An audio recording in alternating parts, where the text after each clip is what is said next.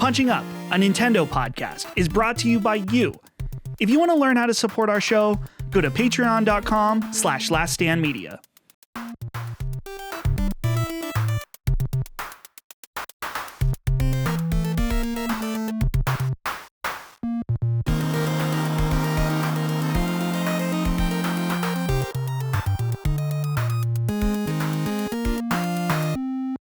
Hello, everybody. Welcome to Punching Up, a Nintendo podcast, a brand new Nintendo podcast, and a brand new show from Last Stand Media. It's very exciting. This doesn't happen very often, though. I guess it's happened twice this year. Anyway, I'm your host, Dustin, and I have got an all-star cast here with me for this show that I'm so excited we're here to do this together. And I'm going to say, also very interesting, our first four host lineup on Last Stand Media, which is super cool. So I'm just going to go in the order that I see you on my Zencaster screen, starting out, Gene Park from the Washington Post. So excited to have you here. What's up, man? Good morning, Dustin, Dagan, Micah. Hello, everyone. Glad to be here. Thank you to Last Stand Media. This is my first foray into official content creation besides just working for a newspaper. Official foray, so I'm very excited to embark on this journey with you and be punching up. Hell yeah, dude! Well done.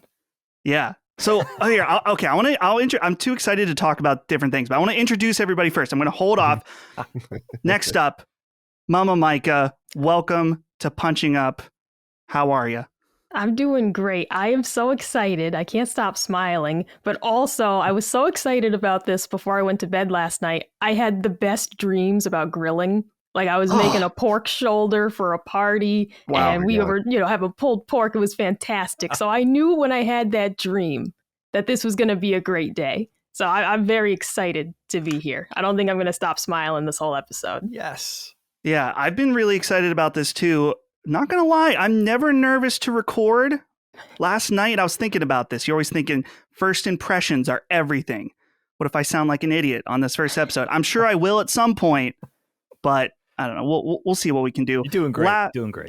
Thank you. And hey, certainly last but not least, the king of knockback, and really maybe even the king of Last Stand Media. I don't know. Stop it. Dagan Moriarty, welcome to Punching Up, and the person who named this show as well, which we can get into that too. But Dagan, welcome to the show. Oh, hello, you guys. This star-studded cast. Hello, everybody out there. I'm so excited. Been waiting to do this. We've been talking about doing this in some iteration for years. Now we get to sit down and talk about Nintendo a couple of times a month. At least starting out, this is going to be exciting. I actually had a little bit of a foreboding event this morning. I had run out. I don't think this ever happened, and this is completely terrifying. This is a nightmare on a Monday morning in particular. Ran out of coffee, ran out of half and half. I had one ingredient for my coffee. I had sugar. I was even considering, do I just take a couple of spoonfuls of sugar? What do I do? I don't know. I was kind of like freaking out. I landed on Dunkin' Donuts. Is that not coffee? bad? I don't know. I don't mean to be so controversial. We won't open up that can of worms, but it's better than not having any coffee.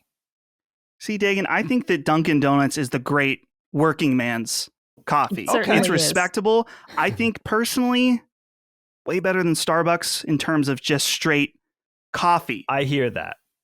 That's my jam. Yeah, so Starbucks too strong for me. Too much. That's too much dark. coffee. Not manly enough for that. Yeah, I don't know. I'm not a dark roast guy at all. But either. No. So we're gathered here, as I said earlier, to introduce the first ever Nintendo show here at Last Stand Media. I guess I have to keep the context. There's probably some new listeners who have no idea about Last Stand Media. So Last Stand Media, we're a podcast, Patreon network. It's hard to describe what we do. We do primarily podcasts. They're released early on Patreon. We're on YouTube, podcast services, all that good stuff. Our other shows include Sacred Symbols, which is our most well-known show, which is a PlayStation show that I'm on, of course, hosted by Colin Moriarty and also Chris Raygun. We have Defining Duke, an Xbox podcast with Mr. Matty Plays and Lord Cognito. We have Knockback, which is our retro and nostalgia podcast with Dagan and also Colin. And then, of course, Constellation, which is our anything, well, I don't know about Anything Goes. Maybe that should be an episode of Constellation sometime. Anything Goes. It's our weekly conversational podcast with rotating members of our crew. And I guess I didn't introduce myself. I'm Dustin. I'm the executive producer at Last Stand Media, and I'll be guiding us along for this journey. So, Dagan, you brought up a good thing that I think is important to touch on. It's just why? Why are we doing a Nintendo show now? And it was funny because, like you said, we've bounced around this idea. Should we do it? Should we not do it? How do we do it? I think was always the biggest barrier, is that a weekly Nintendo show may be too much just because there's not quite enough there in terms of new stuff happening. A monthly one might not be enough, depending. So we've settled on this format in that this show comes out every other week, and it comes out on Tuesdays on Patreon, patreon.com/laststandmedia. That's where you can get it early access at the $5 tier. And then it'll come out on YouTube on Fridays for everybody, or regular podcast services.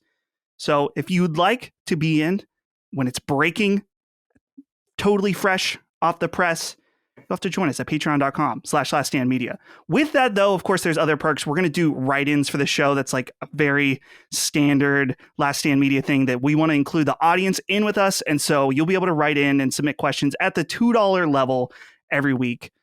And yeah, this is exciting.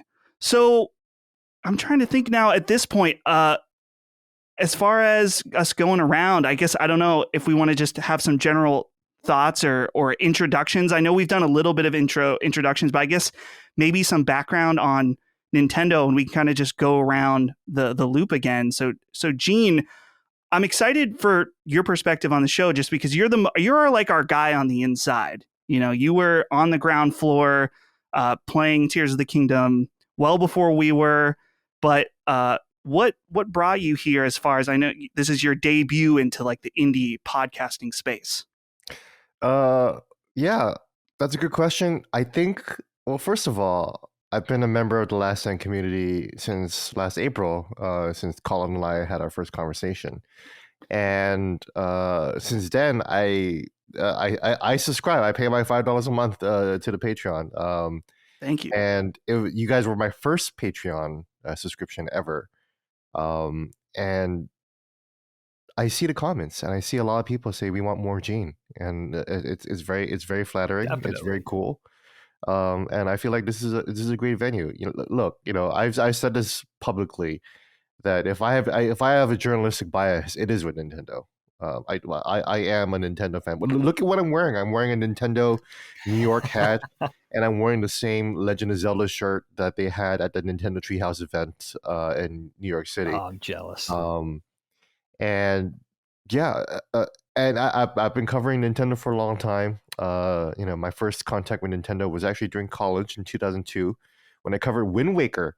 I actually got to play Wind Waker like a month and a half before release. And that was when Nintendo actually came to our college newsroom office in Orange County, California, Fullerton, and brought a GameCube that was locked in like chains and like keys and everything.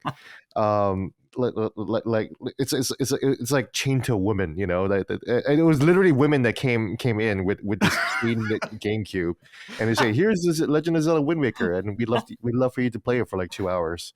And then so yeah, I played it in my college newsroom, and that was exciting, and that was fascinating. Wow. And then so flash forward to 2023, a couple weeks ago, when I go to New York City to this beautiful sky view suite, and I got to play Legend of Zelda Tears of the Kingdom like a month before release.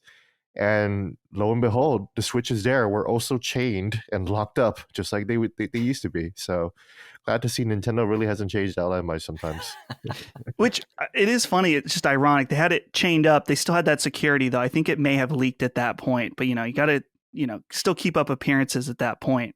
For sure. To not, have someone steal the cart or steal a Nintendo property or something like that. But Yeah, I think it's hilarious that they think that I'm just gonna like grab the Switch like at this like in front of them and then like So escape like out of the skyscraper. Like, what am I gonna do, dude, what did they think what's gonna happen? I don't know. you're gonna glide out like Link, with the Exactly. glider with the Switch.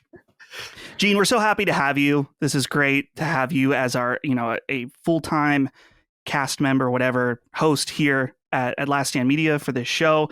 You were somewhat, when we were thinking about doing this show, I said to Colin, like, I want Gene. Get me Gene. I was like, I know we have a great lineup with Micah and Dagan, but I think that's going to add something really nice. And so we're so happy to have you here. Micah, you are really, so we've talked about this show for a while, but I think you're the one. If the snowball was on the top of the mountain, you're the one who gave it the push. And what's so interesting and why I'm so excited to have you on the show is just that would you say you're a Switch player primarily? This is your primary console. I don't think the rest of us can say that. And you also play a very different set of Switch games. So it's really rounding out like this total knowledge base. So I'm excited about that.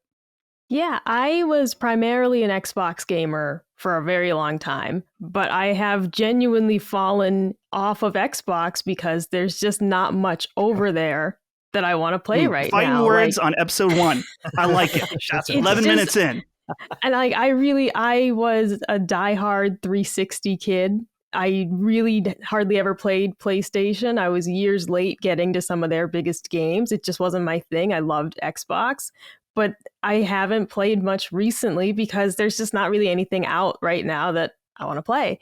And games I was looking forward to turned out to be not very good. So yeah, as of right now, Switch is my primary way to play games. And I play some of the really obscure JRPGs and visual novels and weird stuff that doesn't really get covered otherwise. So I'm excited to bring some of that weird to the public. And I mean, part of that, I was really pushing for us to finally do a Nintendo show. As we mentioned, my original idea was like, can it just be monthly? Because Colin often said, I just don't think there's enough for us to cover. And so I was like, well, what about monthly? And then Dustin was like, what about, twice monthly? And it was like, that was kind of the sweet spot of, yeah, what if we can do this show twice a month, really just get, the ideas out there. And it's one of those, we'll be able to have so much fun with it.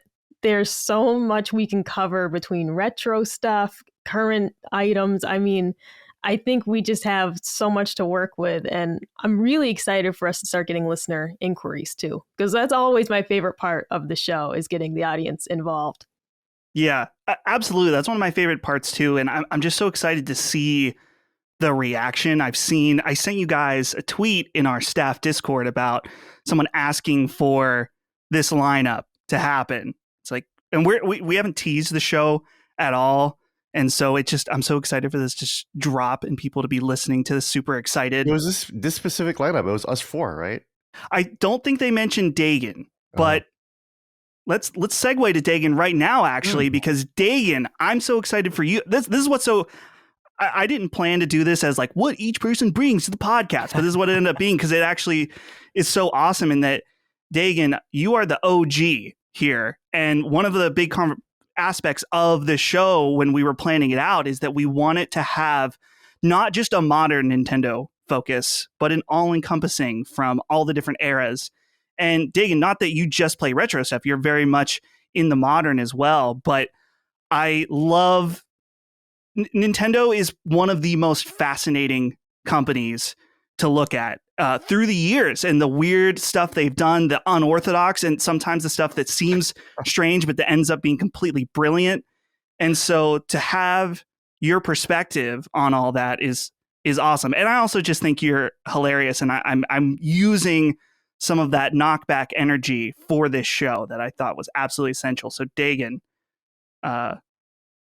welcome again. I just kind of just spit out a bunch of stuff about you, and now I want you to talk. I appreciate it, Dust. That's awesome, man. Thank you for all that. Yeah, this is, listen, I date back with Nintendo a long time, and I think the only way you can do better in terms of origins with a company is if you get somebody that's been a fan of Nintendo since the Hanafuda days, since the playing card era.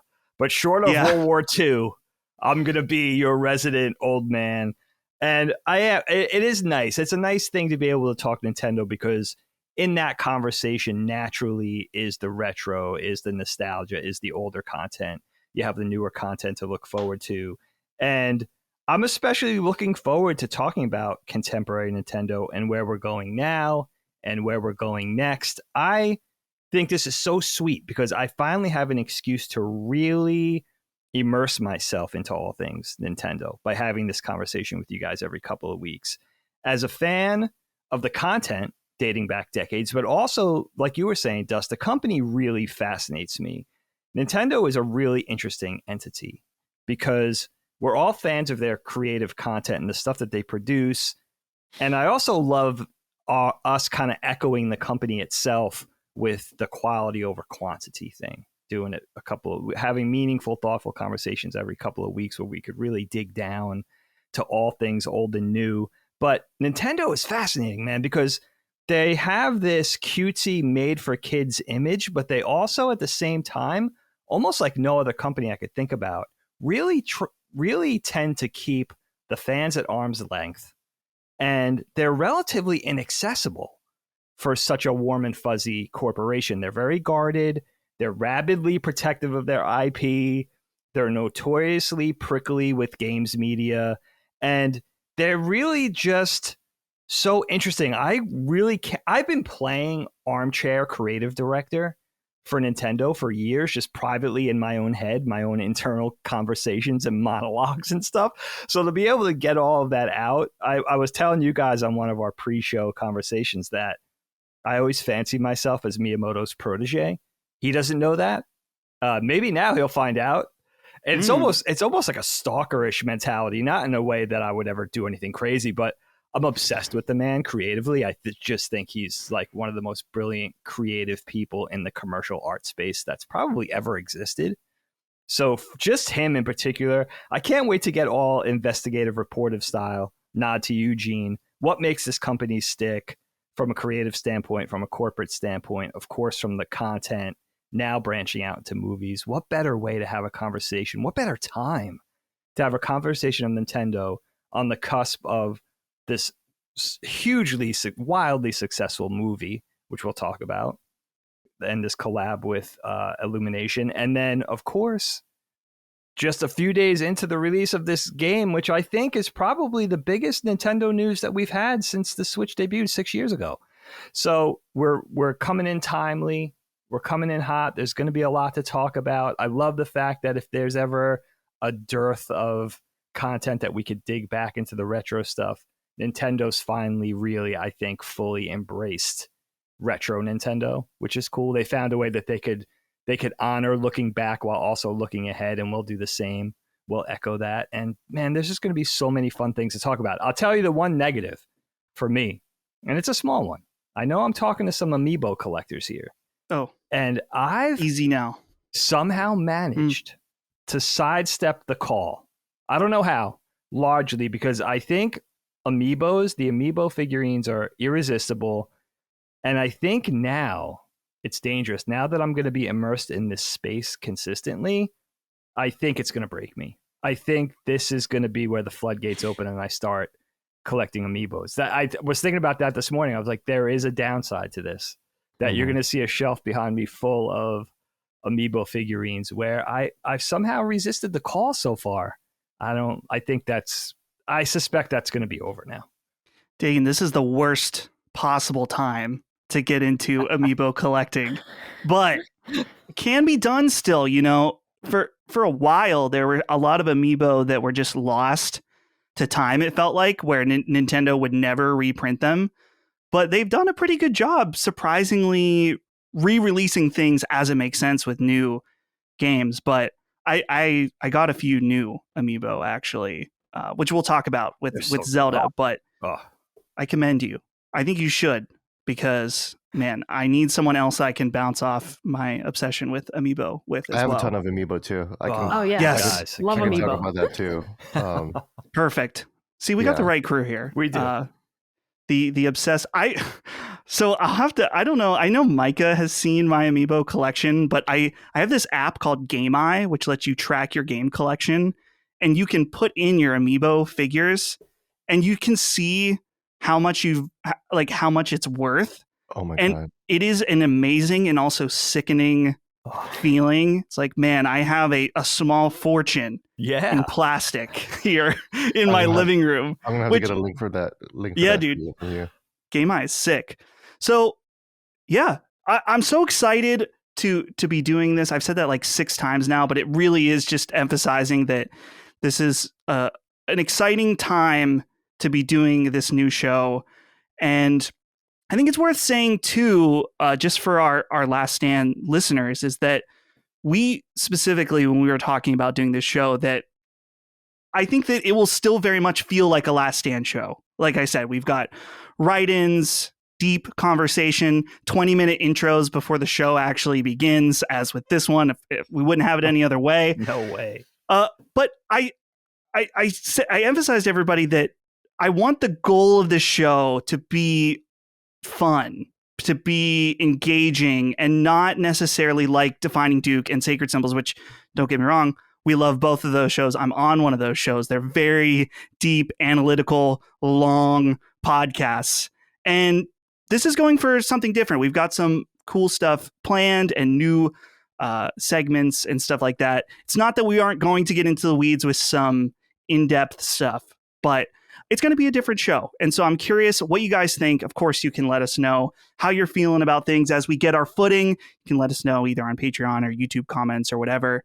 And one other thing, as we start to get our footing in the show, we would love for you to leave us reviews on Apple Podcasts, Spotify, thumbs up the video, any kind of retweets of the promotion of the show. All of that helps us out so much. I'm guessing the Apple Podcast and the RSS feed will be lagged a little bit since we're surprise announcing this. So when that's up, we'll let everybody know. And if you just go ahead and help us out there, that would be amazing. So now that we're 21 minutes in, I think it's time to finally start for real the first episode of Punching Up. And Dagan, I specifically asked you, I said, Dagan, we need a Dagan opening segment. We don't know what it is. I just said, we're bringing back that knockback energy that people love that's now gone by the wayside. So Dagan, what do you got for our opening segment? I was so flattered that you wanted this, first of all, because Colin and I used to run these opening segments on Knockback for a while until he decided that it was too much and he ended it. He's very grouchy. We all know Kyle. He gets grouchy with things. So I always felt bad about that. I always took that a little bit on the chin, like, oh, that kind of hurt my feelings a little bit that we stopped doing that. Why did you hate that? I put time and work into that. I thought you were enjoying it. So it was really nice that you wanted this. And I think, yeah, we'll have a little opening segment, little icebreaker, little warm up, and Dustin and I and crew will workshop different things. But I'm going to start today, and maybe this will be a recurring thing, and maybe it'll be a one-off. We'll see. A little segment I'm calling Question Block. And it's a little Nintendo-based trivia thing for you guys. That's such a good name. Oh my God. Works well for me because I could just stay out of it. I have to moderate. So I don't have to be thrown under the bus not knowing these things. I'm going to ask you guys a brief smattering of questions. I think we'll just do 3 apiece so we can make this pretty quick. And we'll run it up the flagpole. I intended that pun. Oh.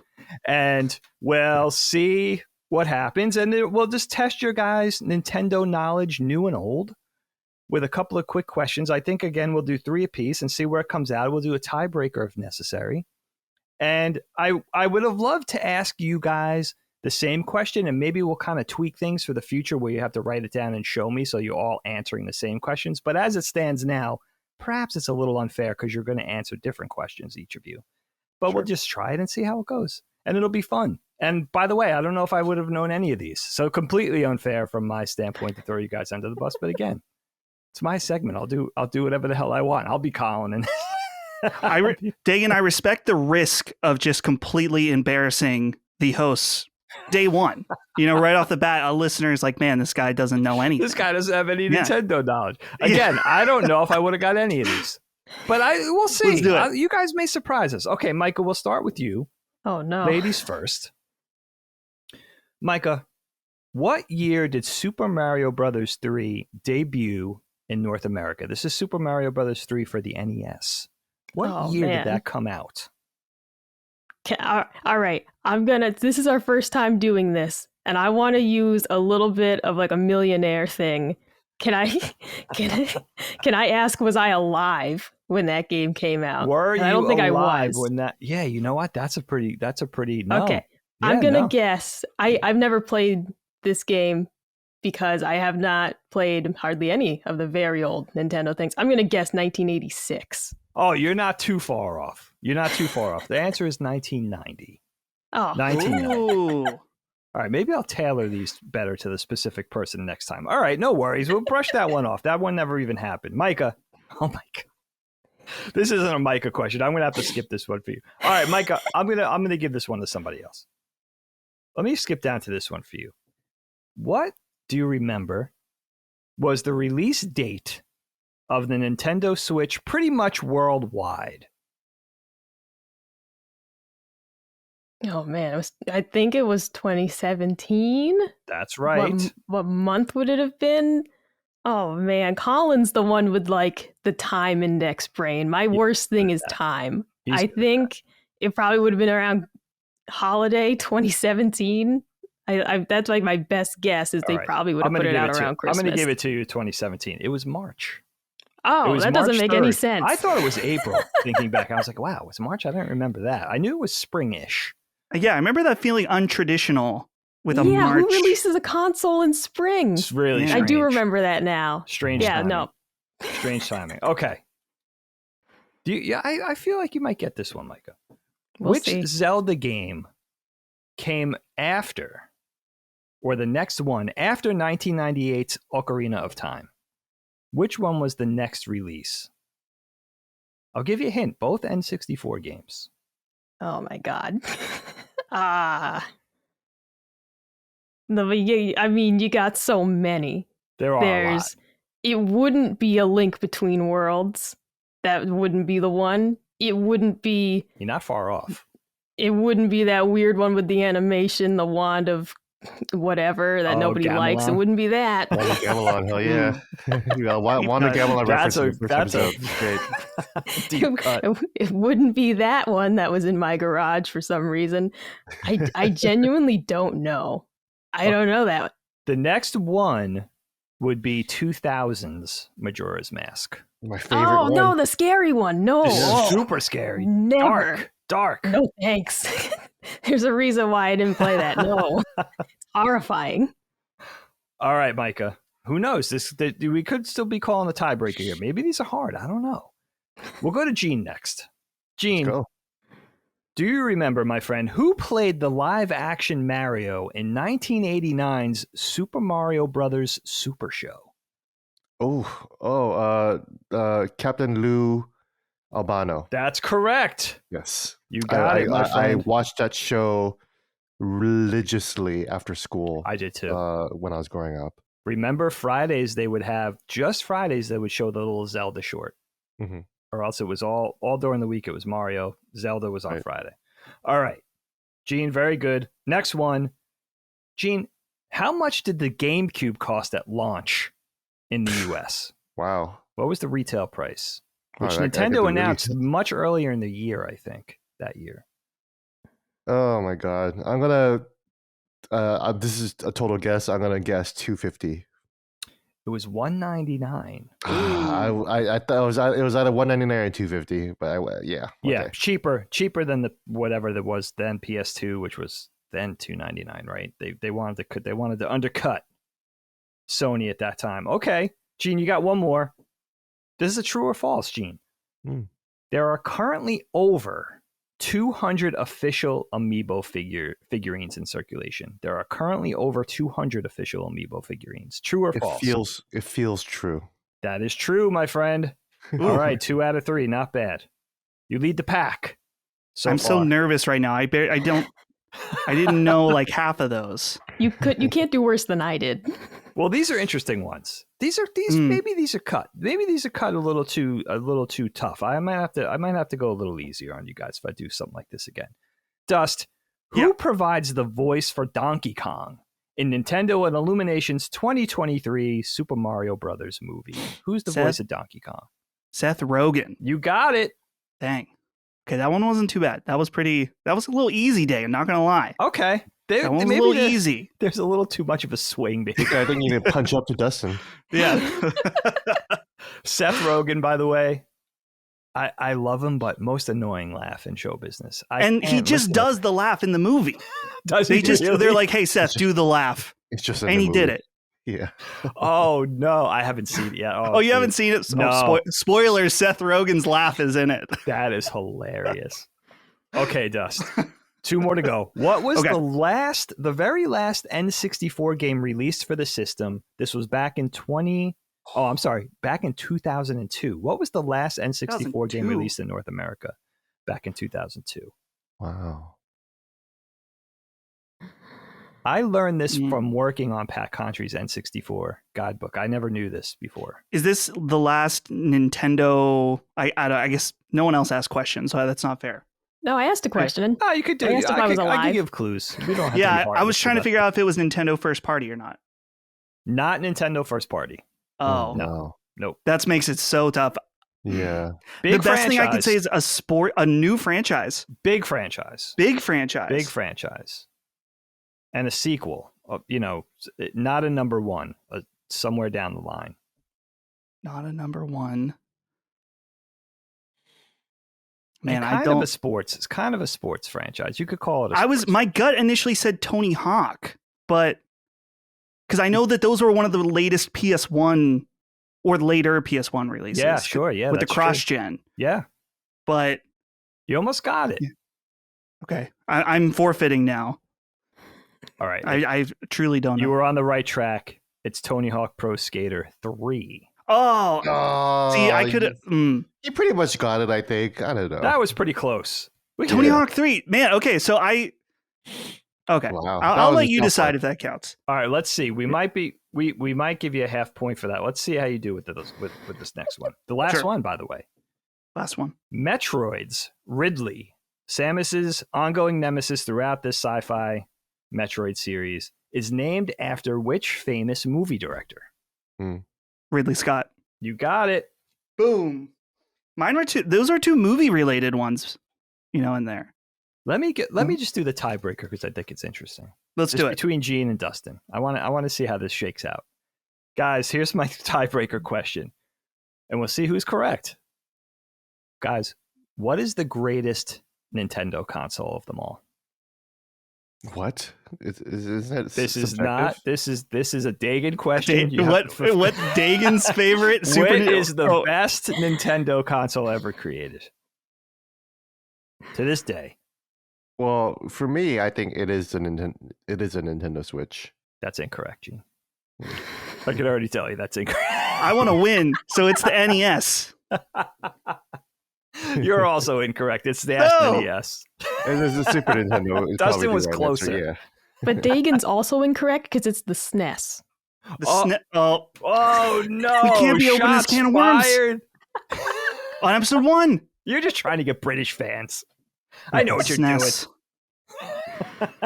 Man, so wait, Dagan, you said it was Super Nintendo? Super Nintendo. This is where it gets contentious between me and my brother because he says NES too, but I'm going SNES. Yeah, I think for me, pound for pound. I know it's a tough one. It's a tough one, but yeah, I double down on my love for the 16-bit generation, and we'll get there with these conversations, my friend. So that's it. I hope you guys enjoyed that.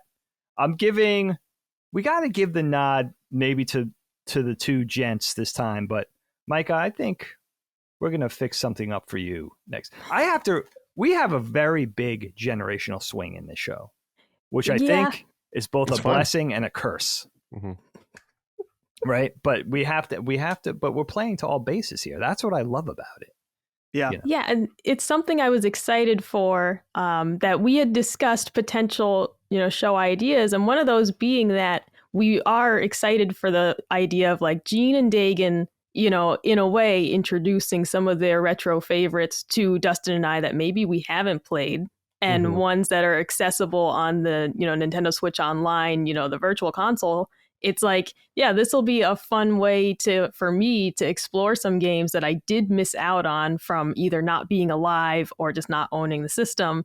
And it's going to be just like a reason to finally play these instead of just randomly choosing some game to play. It's like, no, here's a reason to actually do it. A little bit of motivation. That's very well said. And Micah, same thing for me. And I'm looking at you, GameCube. I played so few GameCube. I missed that entire generation basically on for Nintendo.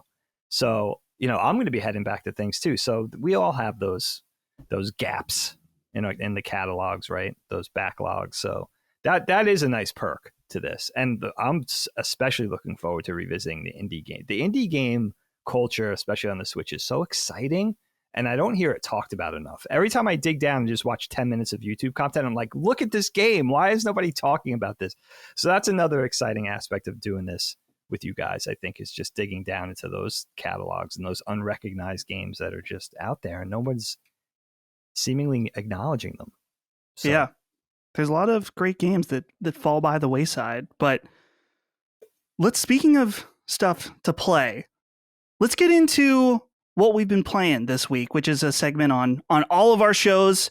There are no rules to this. I don't want to restrict anybody to only talking about Nintendo games or anything like that. For 3 out of the 4 of us, we've been playing a lesser known game that came out this past Friday. We are going to save that for our main segment at the end of the show, so we can just go through some of the different stuff that we've been playing. And I'll go first just because I don't want to say too much, just because a lot of people hear what I'm talking about on Sacred Symbols, and this isn't a game that's available on Nintendo at all. But I've been going through Metal Gear Solid Peace Walker along with the rest of the Metal Gear Solid games. This is the only one now that I haven't beat, and I was already kind of not excited about it before Tears of the Kingdom came out. I've not really been into it. And then Tears of the Kingdom came out, and now it's like the on Toy Story when Woody gets dropped in Toy Story 2. He's like, I don't want to play with you. Yeah, that's exactly what's happening. I still got some time in this weekend just because of a situation I'll explain later during the Tears of the Kingdom bit. But it's been all right. Not too bad. But I feel like I have to finish it in order to have that mainline Metal Gear Solid completion. It's only one left, so I gotta do it. Sure. It's a grind, man. It's definitely you have to grind. You literally have to grind the game. So I can see why it's exhausting. I got exhausted playing it too, and I 100%ed it. Whoa! Wow! Because I 100% every Metal Gear game ever. So even Phantom Pain, that's impressive. Phantom Pain too. Yeah, I totally completed that. That's awesome. Wow. Well, and I think that's part of the problem, Gene, is that I have played Phantom Pain. And so Peace Walker just makes me want to play Phantom Pain because so many of the ideas were there. Yeah, going backwards is rough, especially for Peace Walker. Yeah. Great final boss. Really, really fun final boss. So the bosses so far have not been that impressive to me so far in this game. So it's good that there's at least one that's pretty exciting. There's one that's pretty decent. It's definitely the one part that I really remember distinctly because it was so cool. So yeah. So enough about Metal Gear. Micah, let's go to you next because you're playing a game that has been dominating on Switch despite being a multi-platform release. Tell us about Octopath Traveler 2. Oh. Yeah, so I like it. I have to say, and maybe it's another controversial statement, I'm a little disappointed in it. I adored the first game. I couldn't put that game down. I just loved it. And this one, I'm not, no spoilers at all, but some of the storylines aren't as high stakes as the first game. And it's kind of hard to get through a game that's, 60 hours when you just don't care about the story. I'll say the gameplay is fantastic. Like, I absolutely love, first of all, how it looks. This game is beautiful. If you love pixel art, Octopath Traveler 1 and 2 are some of the prettiest games I've ever seen. And the gameplay itself, the battle system, some improvements that they've made are phenomenal. The map is better. They've made a lot of great improvements just in the gameplay. But the storylines are a little disappointing for me. In the first game, there was one character who had like a really low stakes story. but it was a fun, it kind of like kept things a bit light along the way because you have some really depressing things, honestly, in the first game. And then in the second game, it's basically like they gave two characters some low stakes storylines. And in a game this long, it's starting to feel like a drag because I just don't care about those characters very much. But I'm having fun still with it. But what I find myself doing now is like I'm putting on a podcast in the background for certain character missions because I just don't care about them, you know, and I hate to do that. I really do try to focus on games when I'm playing them, you know, just really immerse myself in the experience. But I'm getting to a point with it now that I'm saying if I want to finish this game, I have to just put on something else in the background. I switched the voices to Japanese because I was sick of, you know, one character's voice was really annoying. I couldn't take it anymore. So I just had to make a couple of changes. But I think now I'm finally going to like push through, finish it, move on to something else because it's good, but I don't think it's as good as the first one. Mm. You know, for me with that game, because I've played a little bit of the first one, and that was the thing immediately that I was hearing and I could tell from playing a bit of the first one was that I really didn't like that this game is all about its cast. But then from my understanding, again, I didn't finish it, but from what people told me is that they kind of don't really do anything with it once they're all together. Mm-hmm. And I know for me, like JRPGs, and this is a me thing, and I guess stories in general, I'm so about the inner party relationships. That's one of the reasons why One Piece is hitting me so well right now, is that it's this really long, every character has not only their own deep history, but they have very specific relationships with each other. And obviously this is in a lot of JRPGs too. So to hear that it's the same in the second one, and Colin dropped it, right? So, one thing I'll note, in the second game, they did add little interstitials where depending on who's in your party, they'll have like little missions together, but they're very short, like, and honestly, like inconsequential. Like they basically though just added more side stories that are character focused, but it doesn't feel genuine. It does not feel like you're playing something like Tales, you know, one of those games, and like you're actually bonding, you know, your party members. It doesn't feel like that. And yeah, I mean, Colin has not gone back to it. At first we were like keeping pace with each other so as not to get anything spoiled, basically, because he's playing it on the TV, I'm playing it on my Switch, and we were trying to keep up with each other. But now I've surpassed him. So now I'm only playing it, you know, on the handheld, basically, because if he does go back to it, I don't want anything to be spoiled. And they have changed like the mission structure. The first game is structured such that each character has 4 chapters, and each chapter has like a mini boss type thing. Like it's the same, and that made it feel like a bit like a drag because you knew what was like going to happen each time. At least in this one, they've changed it up a bit. That one chapter might not have a boss fight at all. Like one chapter might just have a little bit of story, a task to do, and it's really short. Another chapter might be much longer. So they have at least made that change so that the pacing feels different. But I still, just in terms of the content, am not crazy about the direction that they went in.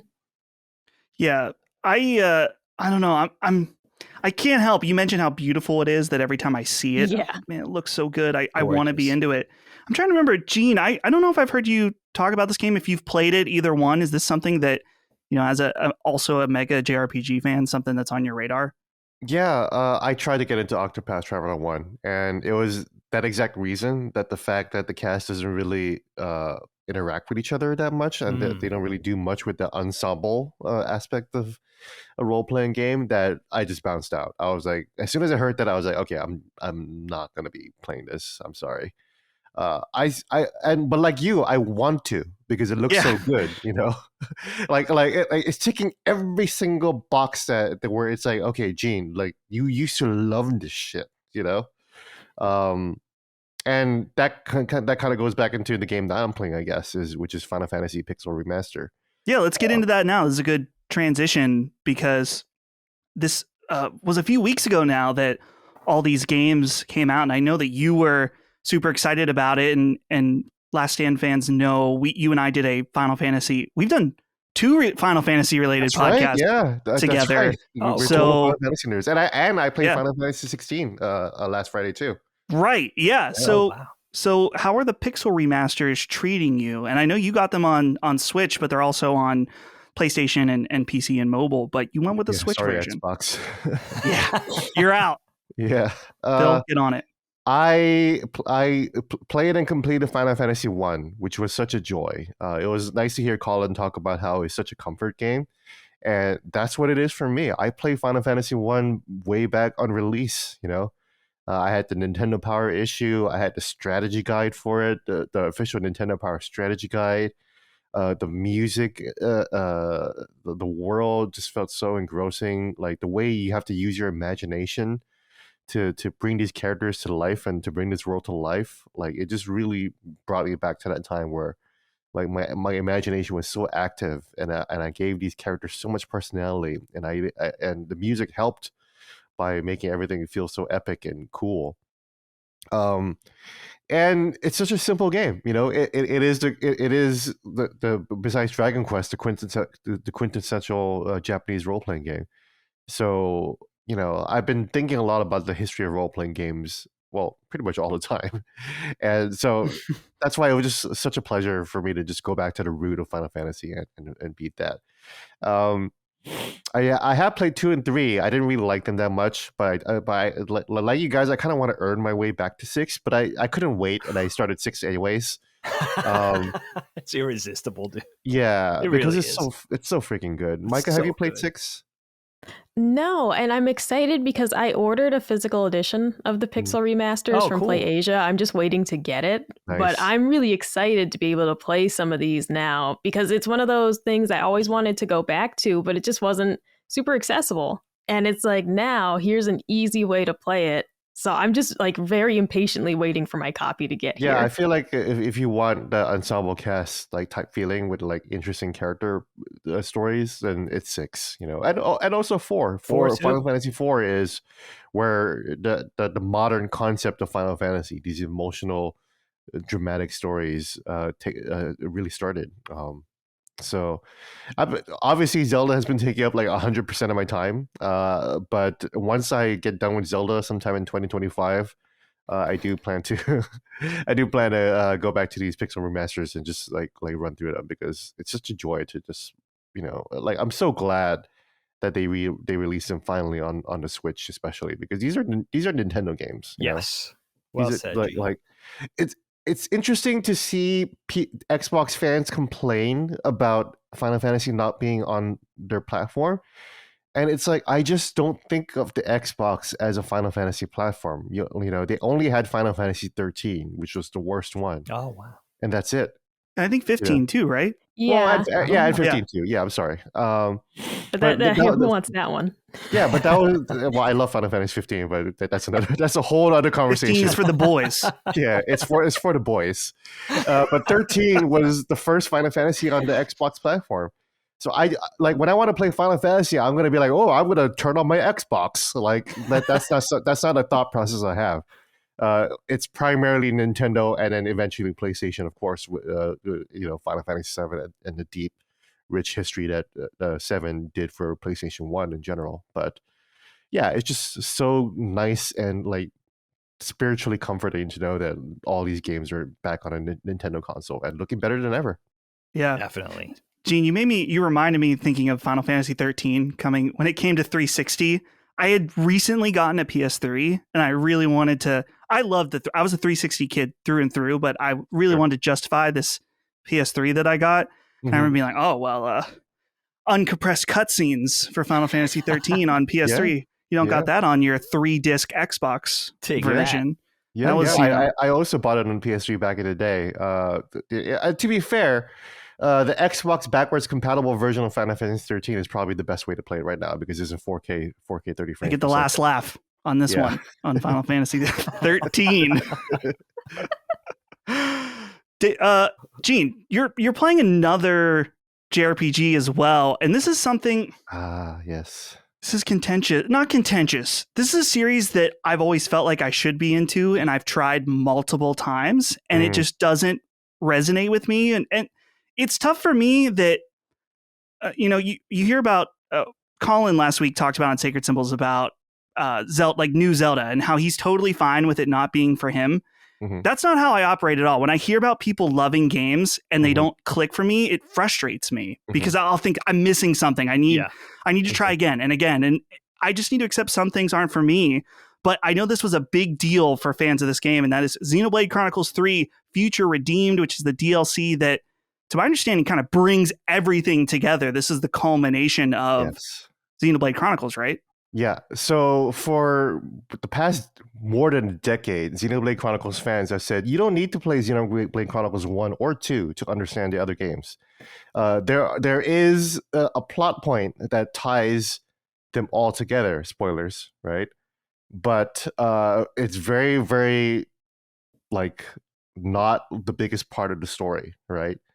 Um, Now with Future Redeemed, that one plot point becomes the main story of the entire series, and it concludes the series. So yeah, I actually have been wondering, Dustin, about your take on Xenoblade Chronicles. So I am a little sad for you that you haven't been able to get into it, but I also understand because Xenoblade Chronicles 1 in particular is so overwhelming. I think it behooves you to kind of like look up like the best way to approach Xenoblade Chronicles 1 like guide or whatever, like which would also recommend avoiding all the side quests. Just like don't do them, or like if you do them, collect them all. Like don't do them one at a time. Just collect them all, and then as you're playing the game, you would complete them, and that would be really helpful.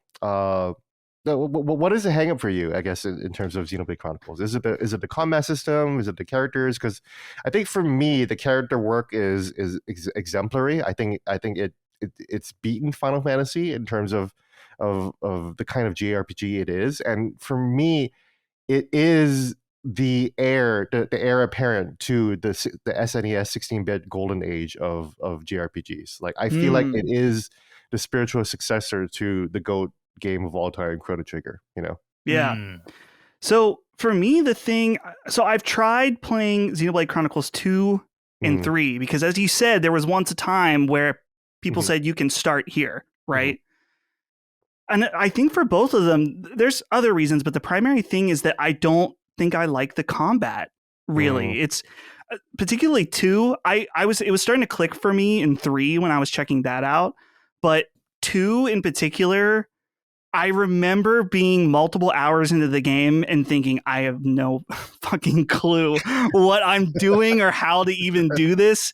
I know, and Xenoblade's all about, it's weird. It's like a combo base. Like you've got to set up things in order to do big damage later on.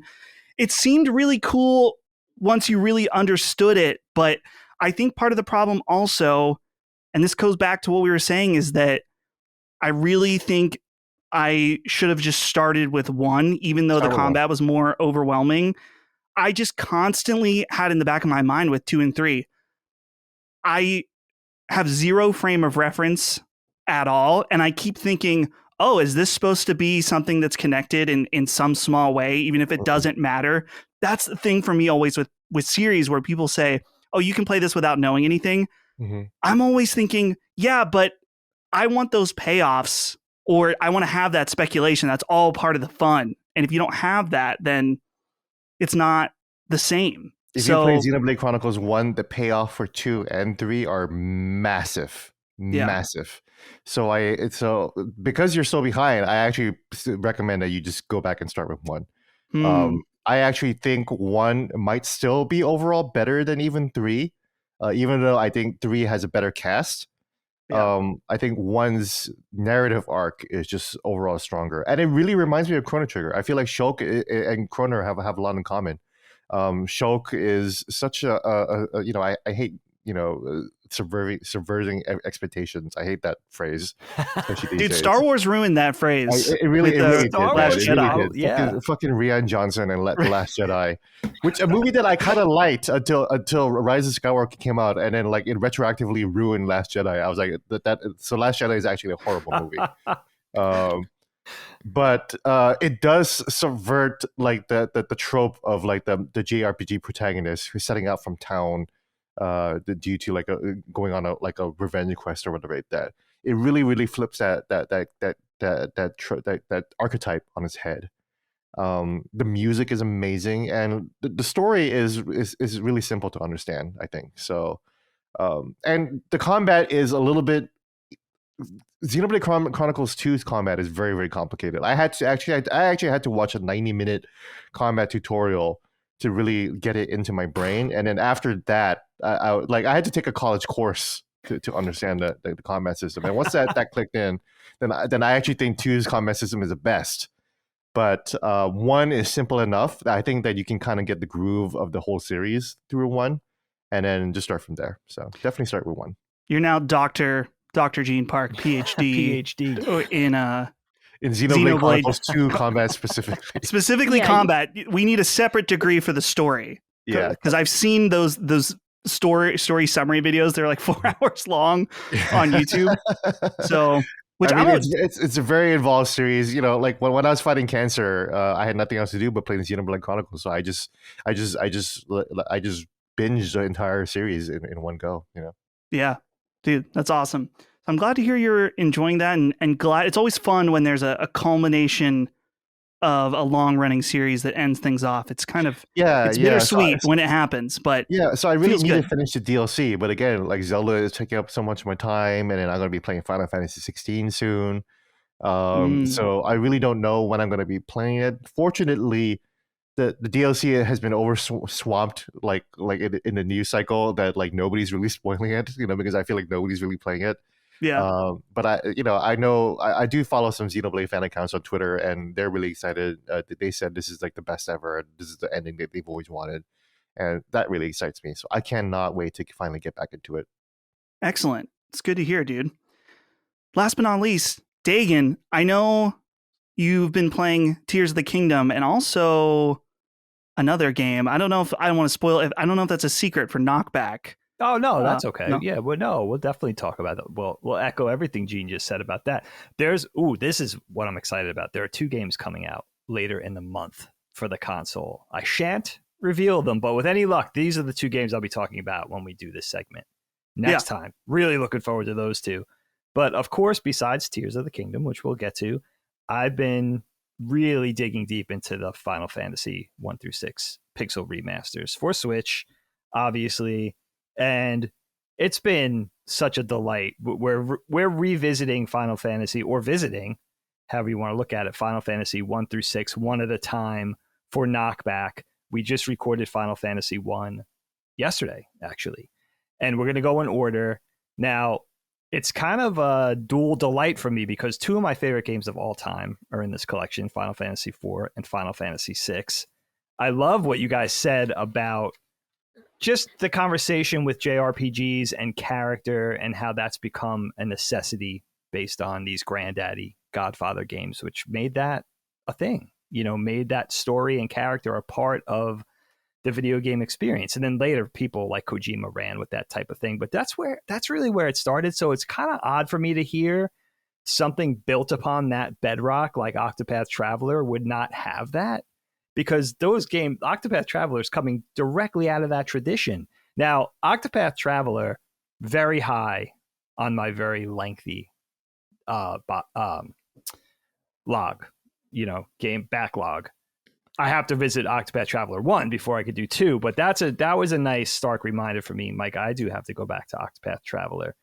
But you know what? When it comes to character, I was thinking about this with the Final Fantasy pixel remasters. It's what I call the Harry Potter dynamic, right? It's like the characters are so rich and they're so fleshed out, and the dynamic of their relationships are such an upfront aspect of the whole that even if the story's not so great, if you have those characters you really care about, that's really all you need. I think about that with J.K. Rowling, and I don't mean to sound too critical, but she creates amazing characters with maybe not the best writing ability. It doesn't matter that she's not that she's not Hemingway, because the characters, the world that she built is so rich, and the characters, you really care about them.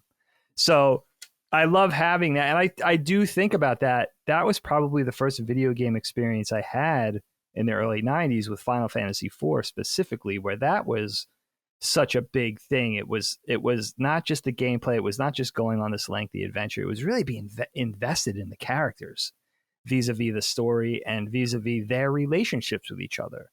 And the fact that it's not just good and evil, there's gray in between, and you're riding alongside a character or playing as a character who might not be good. You know, he might not have the best intentions. You don't know yet. So that rich texture that comes out of fiction and putting that into a video game. And with the Pixel remasters, we just did Final Fantasy 1, which I had never played. I totally missed Final Fantasy 1 back in the day.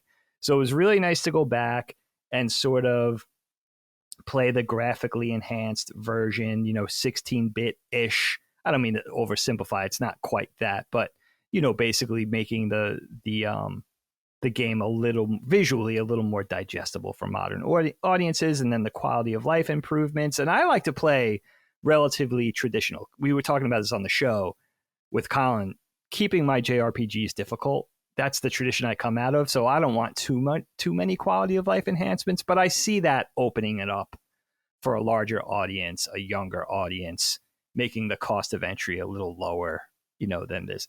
And in fact, with Final Fantasy 1, it was funny. I tried to put in the NES cart, and even for me, I was like, whoa, I can't play. This did not age well. There's no way I could sit through this. We were saying on Knockback, it would take a very special 15-year-old to play that version of the game. I get it now. I used to be like, why are they remaking these works of art? But now I totally understand. And I think Final Fantasy 1 specifically opened my eyes. I was like, you need to update it a little bit, make it a little bit more appealing for a modern day audience who didn't come out of that, come out of that tradition. So I'm really enjoying those. I know we have to get through 2 and 3 to get to 4. Final Fantasy 4 might be my favorite video game of all time. It really had a deep impact on me late in high school when I played it. So really looking forward to that. And of course, like Gene was saying, 6, easily one of the best video games of all time. Not just JRPGs. I mean, easily one of the greatest video games ever created.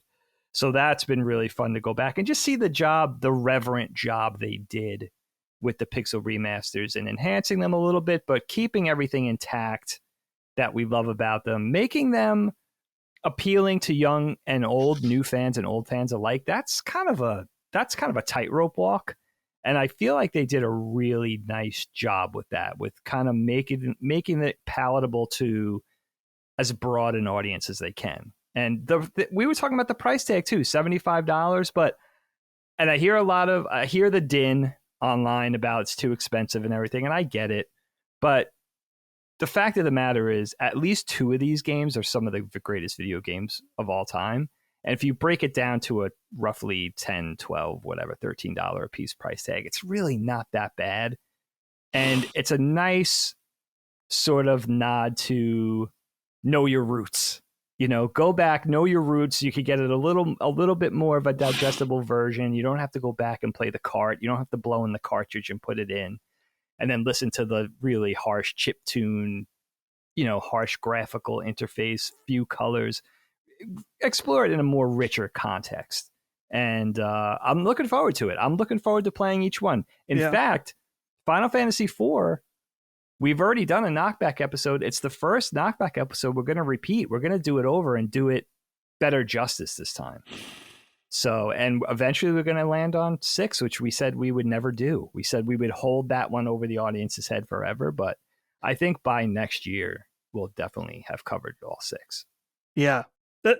I'm so excited that you guys are doing that. I think that's super cool to respect the lineage. And I think that it's worth commending Square too, just in that Square is in the position where they have so many beloved games and IP, and they have shown, and I don't know, maybe this is kind of a Capcom, a Japanese developer focus, where their remasters and remakes are so respectful to their original source material, in the ways that, particularly with these Final Fantasy ones, that they really go and modernize them and make them better for a modern audience, but keep what that essence was what really made it great. And I mentioned earlier, Gene and I did the Crisis Core spoiler cast a few months back, and that was another one where they just did way more. They went way harder than they needed to on a Crisis Core re-release. And so Square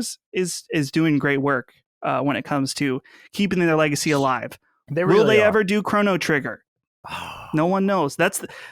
We've always joked on Sacred that, or maybe it was Colin that said, like, that's their oh shit when everything, when they're worried, their bills coming, there's bills coming, their rent's due, release the Chrono Trigger remaster, remake, whatever. That makes sense for a strategy. I'll also say, Dust, not to interrupt you, without spoiling it, there's a very reverent nod to old school pre-Enix Squaresoft.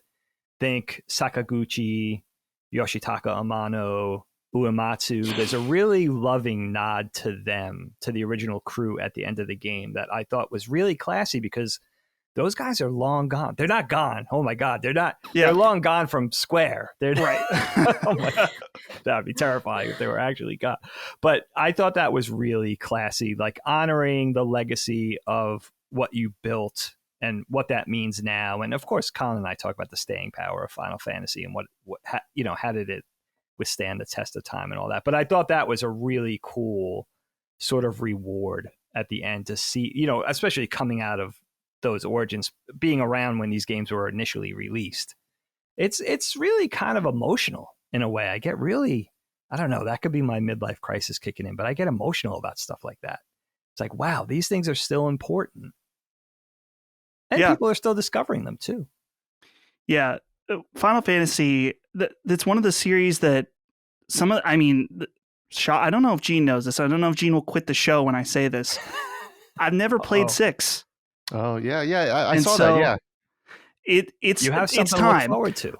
I'm so annoyed. These games came out right before the most intense, at least for me. These next few months are designed, I think, for Dustin Furman and other JRPG fans and RPG fans, just because, well, first Zelda, then we have Diablo, and then Final Fantasy, and then Starfield. It's just huge release after huge release. So I'm so happy that these Final Fantasy games are out. I just can't, I refuse to start it until I know I can truly commit. It deserves that level of respect. But I think you're right. Yeah, makes sense. So that's what we've been playing this week, other than, of course, Zelda, which we'll get into a bit. But now it's time to get into some news for the Switch. And there has been some interesting news lately, particularly some numbers-based stuff, which isn't something I normally would want to get into. But Nintendo just did their yearly report talking about sales and stuff like that. And so, number one, we have a report from Nikkei Asia.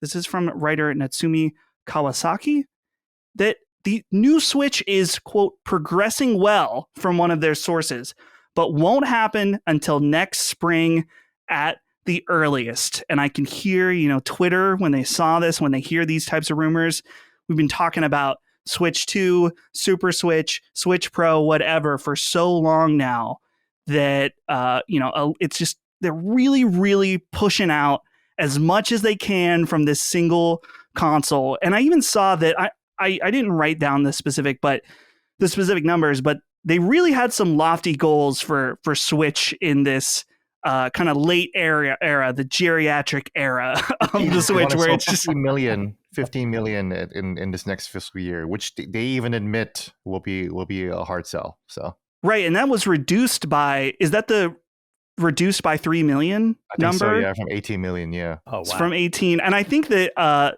they even said that there's a bit of a lofty goal, but we're going to do our best. It was a pretty close quote. So that's pretty interesting numbers to me, just because obviously a lot of people will buy a Switch for Zelda or buy a second Switch, but it tells me that there's probably some other software still in the works for this system. But some other interesting details from this article. First of all, Furukawa, who is the president of Nintendo, said that the film's strong performance, so we're talking about the Mario movie, was, quote, totally unexpected. Sure. Gina, I'll throw this to you, just I'm a little curious. Is this like a cultural Japanese thing where he's being respectful and humble? Because to me, it's no surprise the Mario movie did over 1 billion, which we'll talk about in a bit. But I thought that was a weird quote. Nintendo is from my experience, their executives are very, very focused on being humble, not to just throw their dick around or whatever. They're not that kind of company.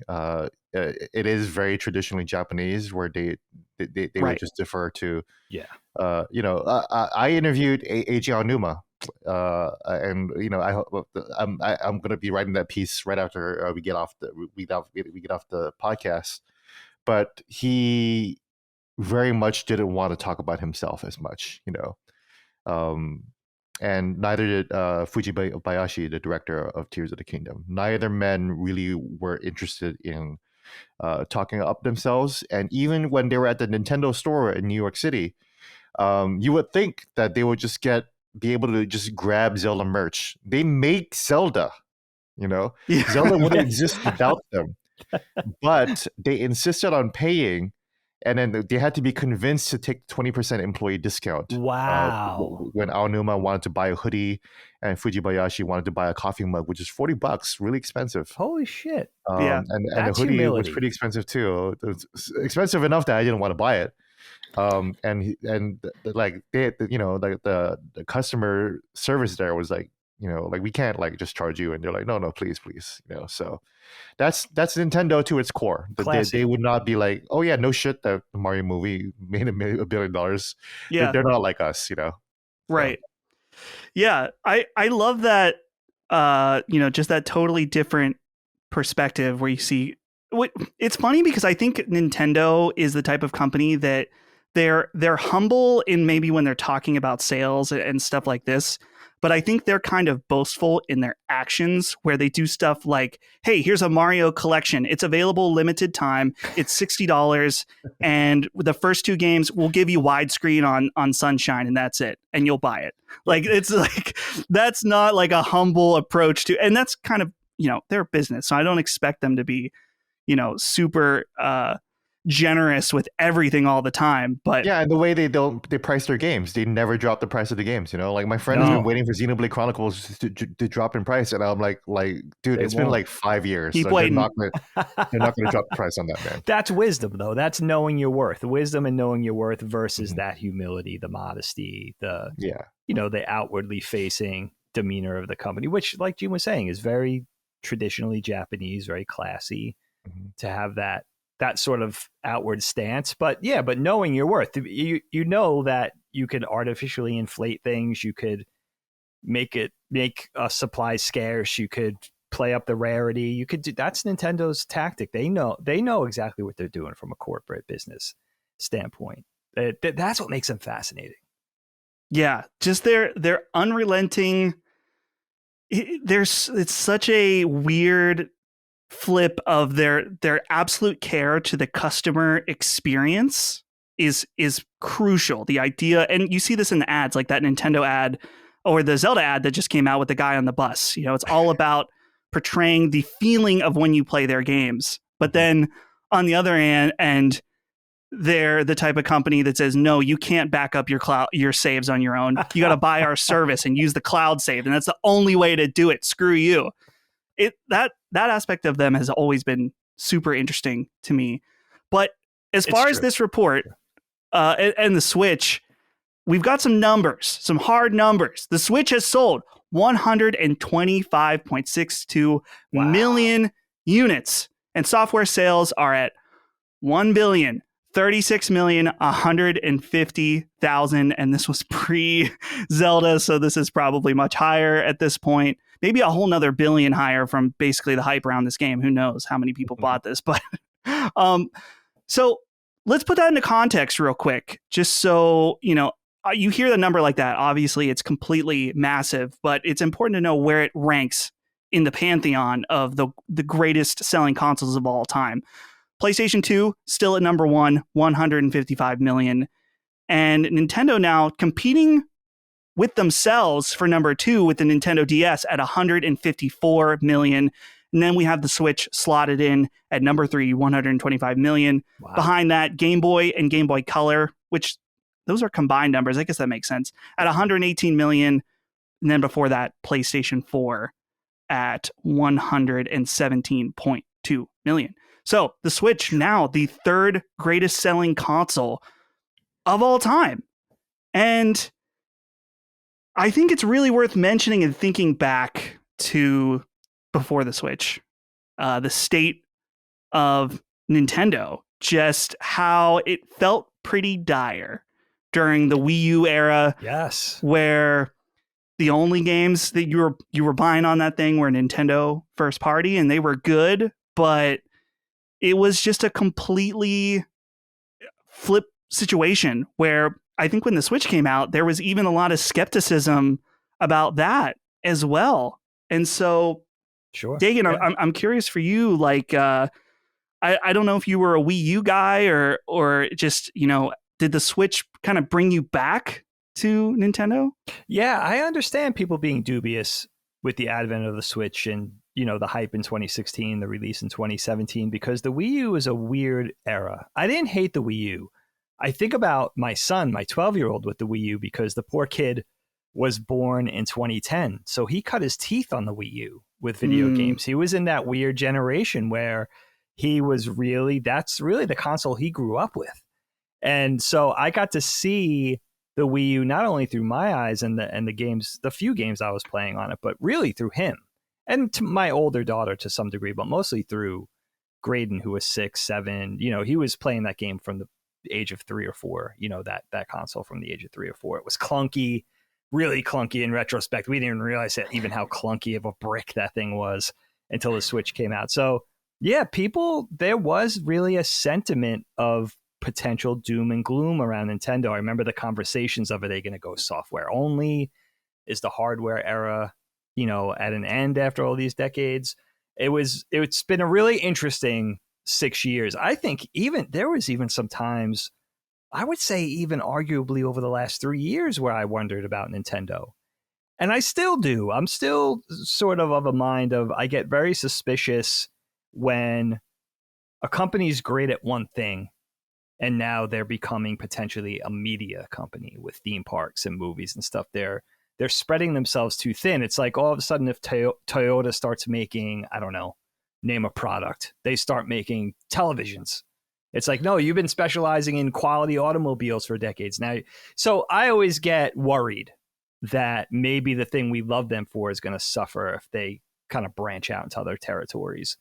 But I think they're doing it right. The other thing about this Japanese company that's fascinating is they have a very delineated relationship between their North American entity, which is very important to their company, and of course, home base and the granddaddy, which is Japan, and the boss, let's be honest, right? Even if we don't know it, we do know it, right? I mean, we know Japan, NOJ is in charge. And it's interesting with something like the Super Mario movie where you have a Western entity. I think Illumination has French derivative. They derive from a French origin. I think they're a French company who has become American, but that animation studio is not a Japanese animation studio. So it's interesting to see them pair up with a Western corporation. So I think them branching out into other territories is fascinating. But I think that we're seeing with Tears of the Kingdom, and we haven't gotten there yet, we will. I think it's a stark reminder that what Nintendo built themselves on is not going anywhere. And I think the heavy sales of the Switch and their success with the Switch makes a lot of sense. And you know what? I think 6 years on, it's still a pretty cool gadget. You have the portability. It's a really beautiful machine in a lot of ways. I know you had the thumbstick drifting issues and things that are going to afflict any technology. But those sort of things aside, those blips, I think that it's still a cool machine. And not to meander off the conversation, but what's fascinating to me now especially with YouTube, the rumor mill, now that Tears of the Kingdom, this long hyped thing has been released, now everybody's moving over to the next thing of literally it's been 3 days. Some people have had it for a couple of weeks, but now everybody's talking about what comes next for the hardware. Switch 2, Switch Pro. Now that's the big conversation. Now that the hype thing, the conjecturing and the rumoring and the wildly guessing over Tears of the Kingdom is fulfilled. Now we start guessing at the next hardware generation. And Yeah. where do you guys stand on that? Are you guys kind of on that train of looking forward to the next thing or pressing for the next Nintendo hardware? Or are you satisfied with the Switch right now? Yeah, that's what, Micah, where I wanted to throw it to you, and I'll just set you up a little more with Dagan's question, just in that the I felt like maybe not a buried lead, but this was not the headline of the article, but it was deep within at the end where they said one of their sources said development seems to be progressing well, and but a product launch won't happen until next spring at the earliest. And so, Micah, how are you feeling about a new Switch, when it seems like things are alive and well? It kind of feels like in some ways Nintendo doesn't want to do a new Switch because they have such a big install base and they can sell, millions and millions of copies of Zelda, but it sounds like a new one is coming. And I'm honestly excited for that because my Switch is starting to get a little haggard. I still have my original one. Oh, wow. Went through one set of Joy-Cons that had to be, shipped in for service because of the drift issue. And my dog has scratched the screen at this point. Like my Switch is starting to look pretty rough. And I also am, though, noticing, for example, these are things I wouldn't have known if Octopath Traveler 2 wasn't also on PlayStation, but it looks better on PlayStation. Now, obviously, it's a pixel art game, so it doesn't matter a lot. But when Colin would bring up the world map and it had this like glittery effect over it, and I was like, that's not what mine looks like. And I brought mine up and they don't have it. And I was like, sincerely, the Switch isn't powerful enough to have this glitter overlay on the map that the PlayStation has. And so I'm not a graphics snob by any means. I'm that person who can't really tell the difference between 30 and 60 frames. But it is a little disappointing to realize I'm paying the same price for this game and it doesn't have the same features. So we are getting to a point where even I'm saying that I'm ready for a new console to be a little more powerful. I also I never upgraded to like the fancy OLED Switch. Like I didn't have interest in doing that. I told myself I'm just going to wait till they actually release one that's more powerful, not just prettier type thing. But so that's what I am excited for is once I have seen the difference in some of these games, like for example, I'm a huge Witcher 3 fan. I'm never going to play that on Switch. That's not the place to play that game. That game belongs on a powerful console.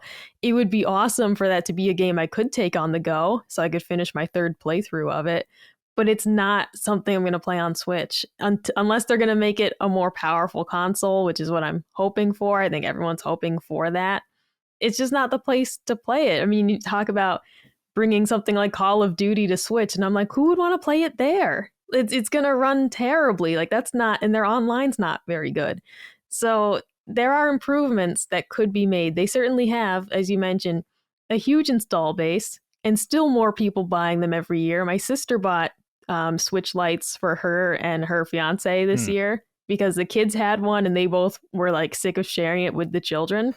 So she's like, you know what? I'm going to get us a handheld only one and we can play it ourselves.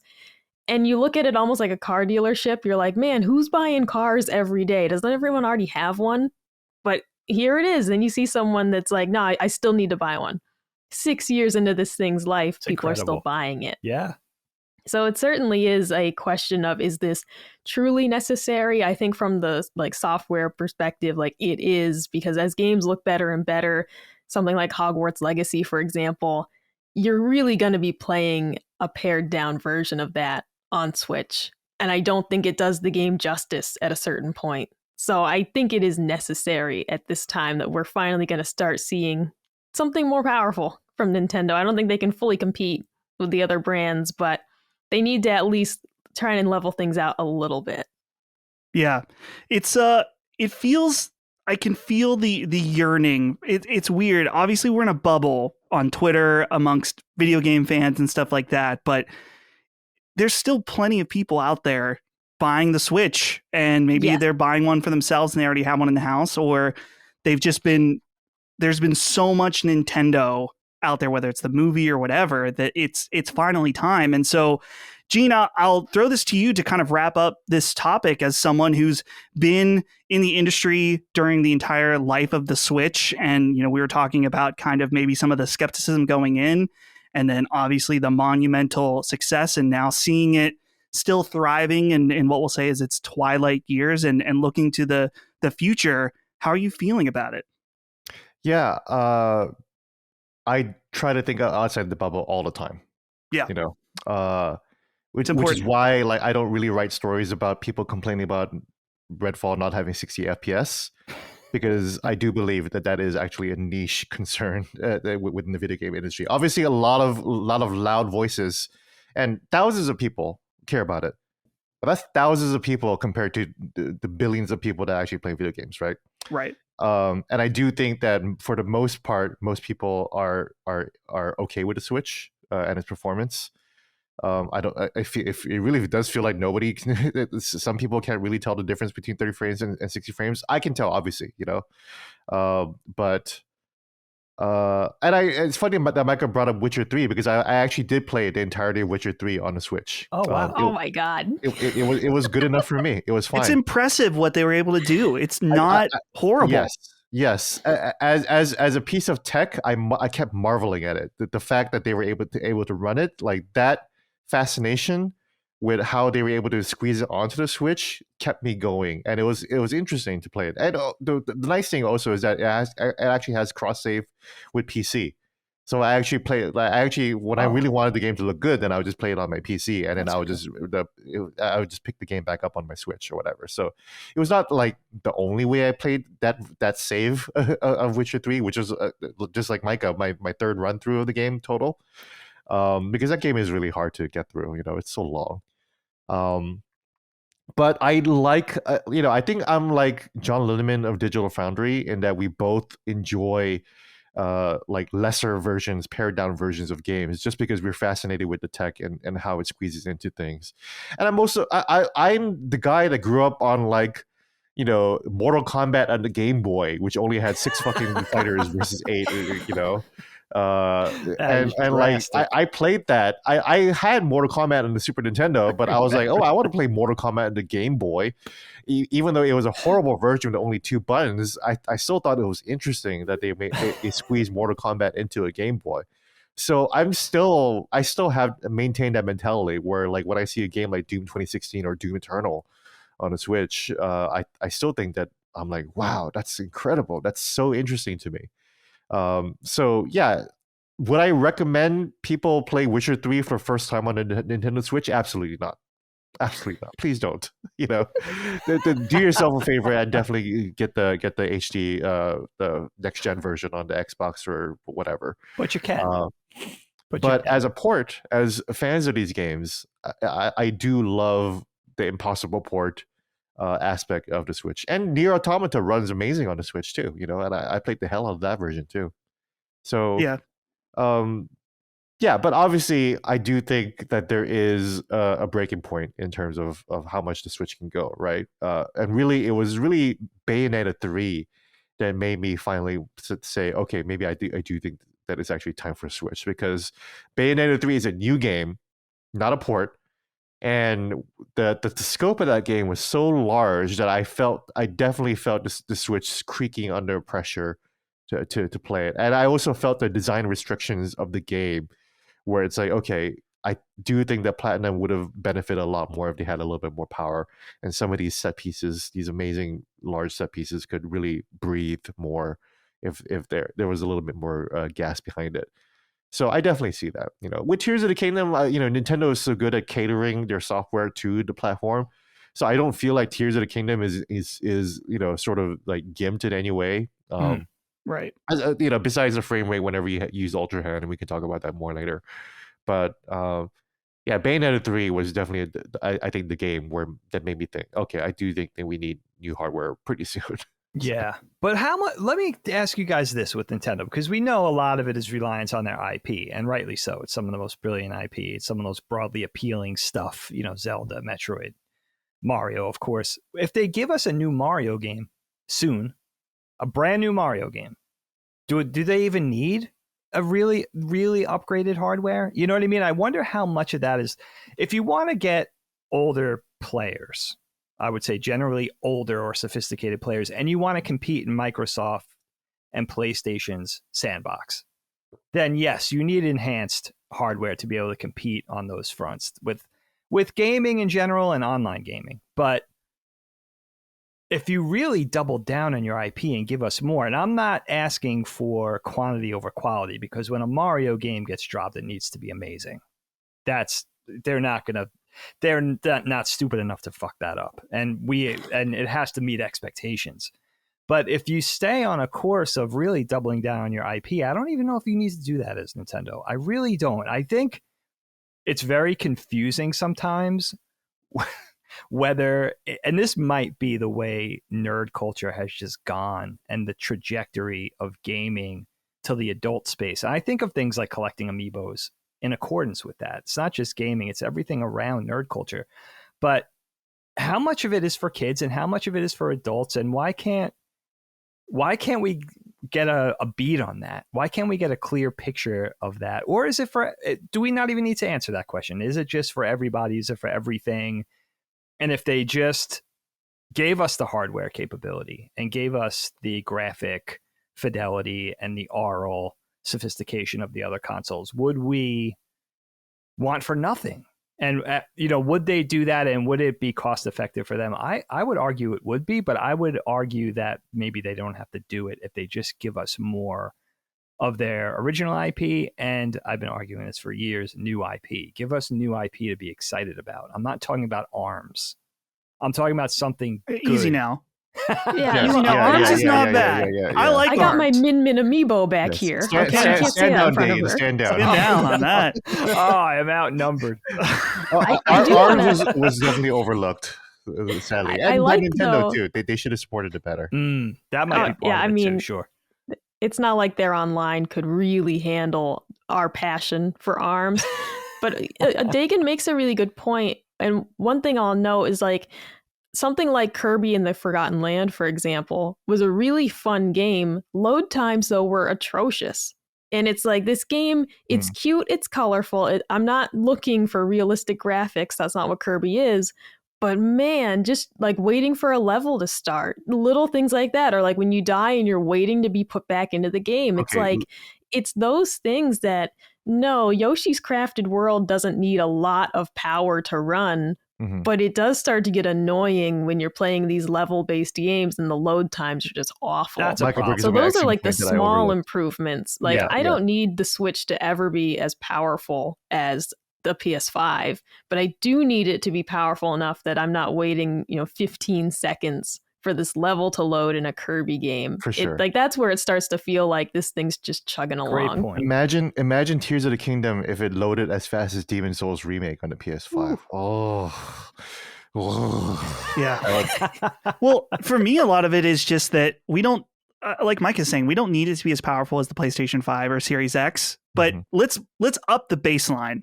But I was thinking we should make the baseline 1080p, but now that there's PS5 games that drop below that, maybe that's asking a bit much. But, raising up that baseline, we don't need the cutting edge. And I will say this too, I don't think we need a new gimmick.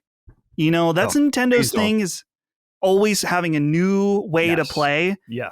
I just don't. I think that era, I don't know. They'll do something. They'll put a sensor in it that reads your mouth or like something like that, like they did for the Switch with that. Remember 1-2 Switch where you would hold the controller up to your mouth? Oh my God, yes. And you had to do this game where you're eating sandwiches or something. Oh my God. Yeah, didn't even the 3DS have that for? It might have been like Cooking Mom or something where you could like blow into like the little microphone. Yeah. Like, a lot of games like blowing your food. Yeah. So Phoenix Wright had that where you blew away, like you would like brush like a crime scene and you would blow away to reveal the fingerprints, which is that's fun too. So Miyamoto, you so crazy. Yeah, love that guy. So we'll have to wait and see. Obviously, the rumor mill for a new Switch never ends. We won't be covering all of them, but we will cover the important ones, and it'll be cool to see how Nintendo wraps things up. I think that's what's most intriguing to me, is how hard do you go when you're this late, and what do you save and what do you put out now in order to keep people and keep all these millions of people that have Switch still involved. But I think I think we've kind of covered that for one. So moving on here, I'm going to condense some of these together because I want to make sure we have lots of time to talk Zelda. But this is a really interesting ongoing thing that we keep getting updates for. For number 2, registration for Nintendo Live 2023. Nintendo is doing an in-person event. If you haven't heard, this was announced a few weeks ago, but we've gotten some more details about what this actually looks like. And it's a 4-day event in Seattle that's going to take place during PAX East. And here's the update that I find the most interesting is that it is totally free to attend, but you must win a ticket. There's no just sign up, you get one. You must be selected to go. And if you are selected, you get to go for 1 day. And that's it. It's designed to be a one and done experience if you're there. So registration for that begins on May 31st. It will end on June 22nd. And like I said, this is happening during PAX. There's some kind of separate raffle as well that if you're a PAX West attendee, I don't know if you have better odds or it's a slimmer pool or something like that you can get to go. But Nintendo describes this event as this: share the excitement of playing games together, enjoying live stage performances, and more across a large-scale themed area. Whether you and your family are new to the games, characters, and worlds of Nintendo, or are lifelong fans, everyone is welcome to have fun.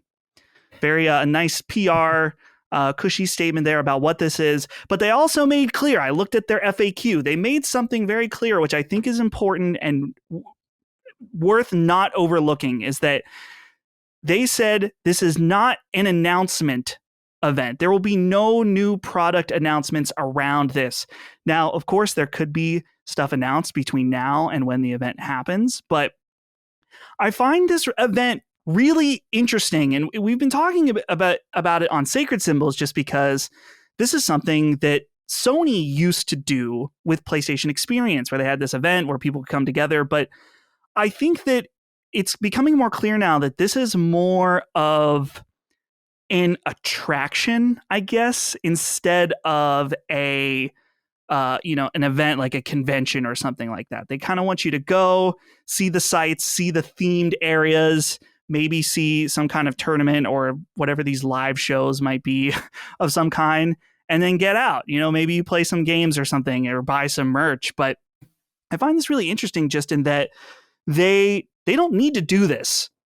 Nintendo is on top of the world right now. And I'm really kind of curious, like, why? For me, this type of event is something that you do when you have new hardware. I think back to when the Wii was coming out and they did the Nintendo Fusion Tour, where they got bands. I remember I went to it in Pittsburgh. It was bands like Reliant K, Hawthorne Heights, Emery, Plain White Tees. This was the official Nintendo tour where they took these bands around. Wow. It was free. Yeah. So you got to see, which Reliant K and Emery were two of my favorite bands when this happened. So this was awesome.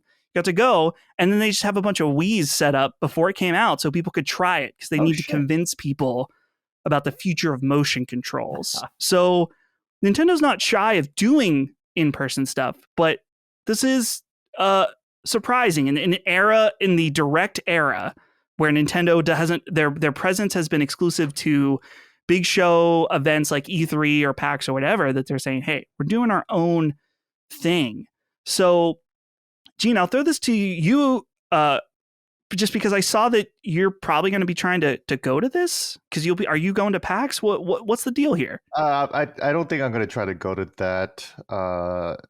Probably because there's not. The only thing that would probably interest me is whether they have those Splatoon concerts that they host in Japan. Mm-hmm. So that's immediately what I thought of when they announced this thing. I was like, oh, we're definitely getting the American version of those Japanese shows where you just go there and then they put on like the 3D Splatoon characters will jump on stage like gorilla style and perform. Yeah, that's awesome.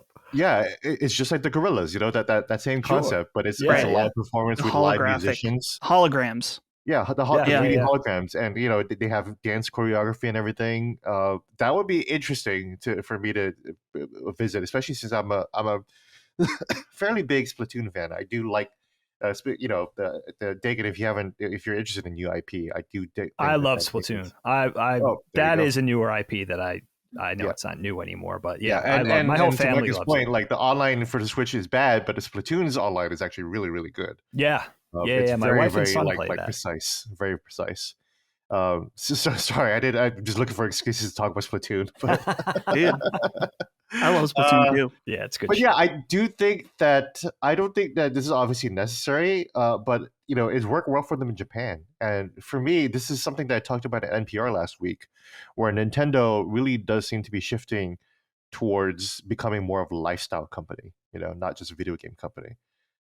Could come to our store, wear our merch like I am, talk about our games. They're like live in Nintendo, live in the mindset of Nintendo, much like you would if you are bought into the Apple ecosystem or something. So yeah, and speak my conversations with Nintendo executives reflect exactly that. That is their strategy. That they do want to become a multimedia entertainment company. They just don't want to be a video game company anymore. Mm, Yeah, absolutely. yeah.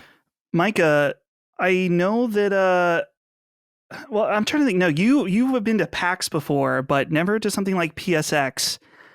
Is this something that you would want to attend, or that the thing for me is just that it's like, man, Seattle, it's the other side of the country. It's far. like, do you even win a ticket? And then when you do, for us, it's one of those things that there's no like cover. I guess you could cover it and be like, this is what it was like. But with the no new announcements or anything like that, how do you find this new initiative for Nintendo? Yeah, I'm someone who went to PAX East. I had trying to remember because I don't have my passes with me. I went either 6 or 7 years in a row. All right. I really enjoy, convention type things. But the big attraction for PAX was, yeah, we're going to get to play this game that's not out yet. And I'm going to wait 2 hours in line to be able to play this game that's not out yet. And also for me, a big part of it was shopping, though, looking for rare games. It's where I got my Japanese copy of Yakuza Ishin, like way before we thought we'd ever Oh get a yeah! Western release. Wow. So, things like that. I'm a big collector of physical media and action figures. So that part of it would entice me. If they have exclusive merch type thing, of course I'm a sucker for anything like that. But I'm with you, Dustin, that a lack of like announcements, it's like I'm not going to wait an hour in line to play, Kirby in the Forgotten World. I already played that. So it's like things like that are not going to entice me unless, like you said, maybe they announce a new Yoshi's Crafted World type game and that will be available. That would be, I mean, that'd be tip top of my list then to go. But it was the attraction for me of going to PAX was usually that there's going to be something to play there that we haven't seen yet. Like one of the PAX Easts that I missed was when Homefront, the demo for that was available. And I had a friend who waited, 3 hours in line to play it. Like that's why we went to it. That's what the excitement was all about. So without that, I don't know if it's an event for me, especially with how far it is. If this was something in Boston, I'd probably be signing up right away to try and win a ticket. But Yeah. going across the country, I think it's something that locals would appreciate much more than we would. Yeah, absolutely. That's the trip over to the West Coast. I hate that flight. I've done it obviously many times, but Dagan, for you, I feel like again, if this was something closer that you could take your kids to, I mean, this would make you the number one dad in the Seriously? world ever to go to something like this. And I mean, I feel like that's kind of maybe the way that Nintendo's website, the photos they have on it, and the way that they're showing this is that this really isn't an event for us. Nintendo stuff is for they design things for everybody, but it definitely feels a little bit more family focused. They talk about in the FAQ about how if you win a ticket, it includes tickets for your kids and blah blah blah stuff like that. And so Interesting. I feel like that's kind of more the angle on it. I like that. I mean, I think it's, you go look at Nintendo being all warm and fuzzy. I think it's a continuing push of their public image and a look we're lovable type thing. And I always think of Nintendo as like the guy you go to hug, the person you go to hug, and they just kind of sort of cringe and push you away and take a quick handshake.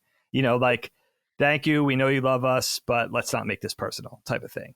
And sort of a very cold front or exterior. So I kind of like this. And look, Seattle's probably one of the only major American cities I've never visited. So I'd really like to visit Seattle, but also I'll take a peek behind the curtain of anything NOA. Like, I'm fascinated. So any glimpse I could get of Nintendo that outside of the public purview, I think would be super fun. I again, and listen, I'll keep you guys posted. If Miyamoto takes me under his wing in the meantime, maybe we're not even beholden to these tickets. Maybe we have an in here. Oh, just a walk right in. Just Miyamoto, he's there. He's at the gate. He's like unlinking it. He's like, right this way, Mr. Moriarty. I'm with Shigeru. Yeah. That's dude, it doesn't matter. I'm with Shigeru. You have like a pass. So yeah, we shall see how this new event does for Nintendo. And man, I'm just saying, I've been saying this on Sacred, but please, Sony, take note and bring back PSX, because that is what we truly want. At least I want Dustin Furman. So cool. We'll keep an eye on that. So we have a few more news things, but I want to make sure we have plenty of time to talk Zelda. So I'm going to just kind of wrap this up. I wrote here at the bottom, quickies, some quickie news stories. And I know Dagan's a fan of quickies. Maybe Gene. I don't know, but I love quickies so much.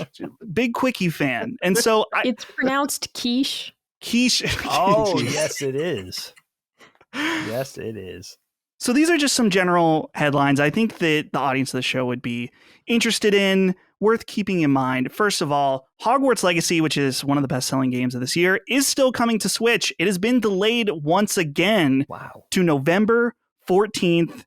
We just recently got the PS4 version of this game, which they did a surprisingly good job paring that down to the PS4. Very curious how they're going to squeeze a little bit more out of that and fit it down onto the Switch, but clearly they need a little more time for that. Also, along with some other delays, Hollow Knight Silksong, which has been featured in Nintendo Indie Directs and has been long awaited, has also been delayed. It was supposed to come out in the first half of 2023. Clearly, we are almost through, surprisingly, the first half of 2023. The new date, there is no new date. According to the developer on Twitter, they're kind of going to wait and see, which is probably a good approach for this game since it's been in development for a long time and people have been desperately waiting. The last two things, first of all, just that the Mario movie, if you haven't made it out to theaters yet to see it, it is getting released on digital really soon. This really shocked me. Oh, wow. You'll be able to purchase it digitally on May 16th, which I guess is today. That's on the too release of this soon. podcast. Why are they doing that? Yeah. Well, let it I'm linger a a little little bit. surprised, Give too. the animation studio some kudos, man. Give them some props. Go see it in the theater. yeah. I should talk. I haven't seen the theater yet. Everybody else go see it in the theater. I just wanted to verify, because when I said that out loud, I thought that seems too soon, but no, Super Mario movie jumps onto digital platforms May 16th. Wow. So that'll be for what I believe purchase. I think usually the purchase when they do this type of thing is $30 and Yeah. you can rent it for 20, Okay. which I always find weird at that point. Like, so it'll be a while before you'll be able to rent it on cheaper than that, and then much longer for the physical version, but you'll be able to watch it from the comfort of your own home if you like. Last but not least, and I'll try to put this together quickly, is just that Nintendo has recently announced that they're acquiring a company called Dynamo Pictures, which they've worked with in the past. They've done CG work for Metroid Other M, along with those Pikmin shorts that they've done on their YouTube channel, which are fantastic if you Those haven't are seen cool. those. This company primarily does CG work. They've done a bunch of work on anime, such as Yuri on Ice, Aya and the Witch, which I know I've heard of, but I can't remember exactly. I feel like I can see it in my mind's eye. And then they worked on the Ghost in the Shell Netflix show as well. But Nintendo went and purchased them. They've been rebranded as Nintendo Pictures, which is not to be confused with their movie division. So this is something that they're going to use. I believe they'll use them probably for in-game cinematics, promotional stuff, and they're going to be their go-to in-house CG team. So Dagan, maybe this is something you can think about. I know you're getting into CG stuff. Maybe it's time to make the trip to Japan and apply here at Nintendo Pictures. I love that Nintendo's swallowing them up only because they do amazing work. I think they're the same outfit, if I'm not mistaken, that did all the Amiibo promotional short animations. I remember specifically the Castlevania Simon Belmont Amiibo. Oh, for Smash Brothers. For Smash. It was Amiibo and the Smash editions. They did all the spots for those. And they're beautiful. I think that Simon Belmont Luigi's Mansion Castlevania one is one of my favorites. I think they're the same company that does those pieces. They do really nice work. They do beautiful stuff. So it's nice for Nintendo to have somebody internally, that they could rely on in a creative services capacity in animation. That's a baller move for a media company to have their own outfit for that. And it speaks to high quality and tight control over the IP, which is very Nintendo. Yeah, obviously. Absolutely. It makes sense that they would want to bring something in-house, especially with a team that they've worked on before, a very organic purchase here for Nintendo to go and acquire them. So it'll be interesting to see what Nintendo Pictures does in the future. Guys, I've been desperately I've been enjoying this whole show, but this is our debut show that we specifically designed around Tears of the Kingdom, which just came out this past Friday. And so I believe me and Gene and Dagan have been playing it. Micah is out, which we can talk about that a bit as well. But I wanted to talk to you guys about your impressions of the game so far. Gene has beat it, but we didn't talk about it. You could spoil it, but I don't think you will. Gene, dude, that would be the first episode. You're like, this is the end of the game. Gene will not spoil it for anybody, but we're going to be talking about our impressions over the weekend. And I also just want to talk about the release. And I guess to cue you up, and I've been going to Gene a lot first, but this release felt special in that I have seen so many photos on Reddit and on Twitter of people lining up like the olden days, whether it's at a GameStop midnight release or something like that. The excitement for this game feels more real just because you're seeing photos of people with actual, products with other people and stuff like that. And I was surprised for me when I went to go pick it up. I went to Target and I was there at 8 a.m. because I knew that they had the collector's edition. And so I thought, I'll just stroll in there. Hopefully they have it and I get it. I was surprised. There was a line in my Target at the electronics section. Not very long. Okay. Maybe 6 or 7 people. But I have never seen this ever at a Target for a game that people wanted to go and get it in person in a while that day. And I think our GameStop was doing a midnight launch, but I saw photos of people like long lines for this game for people to want to go and get it at midnight. And obviously for me, and I'm sure Micah too. And I think Gene, I don't know how deep you're in on physical stuff, but this is so heartwarming as a fan of physical games to see people getting together, getting the product and saying like, hey, I want to have the physical copy. It's still alive in some way. So Gene, you were at the ultimate physical launch at Nintendo New York. Isn't it? Nintendo They changed NYC. the name.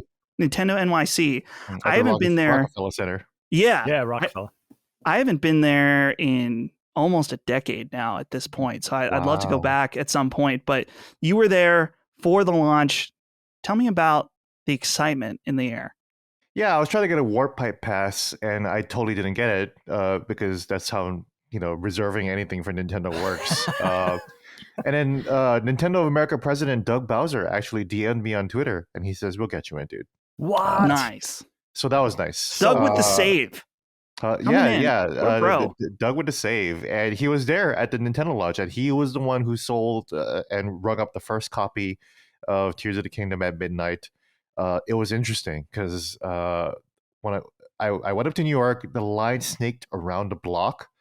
And when I left the store, the line got longer, and it didn't stop. And I was like, "Oh my goodness!"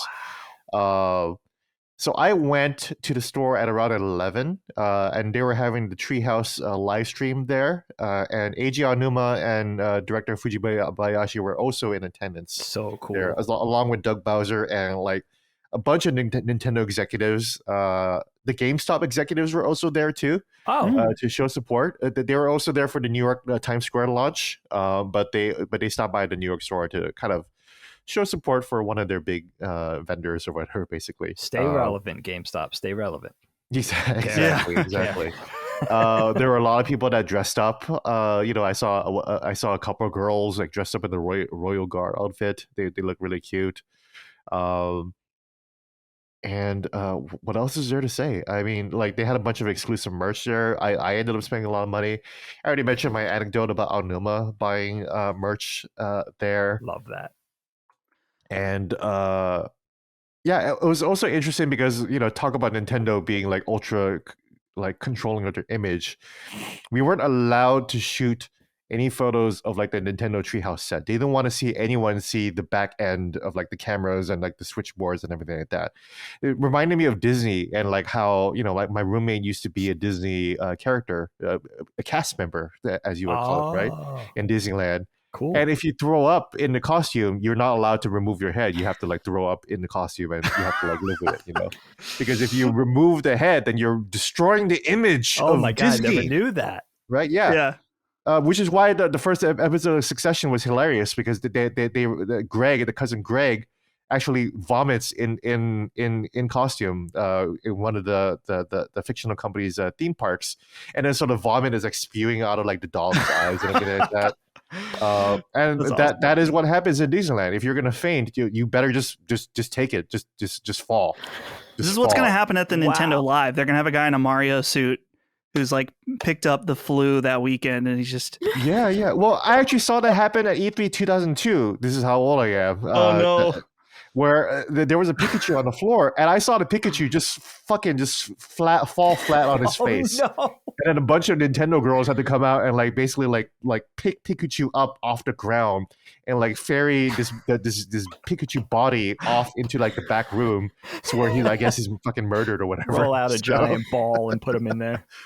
Yeah, so that was really interesting. Where it's like we're really like not allowed to shoot anything. We weren't allowed to shoot any photos of the talent, the developers.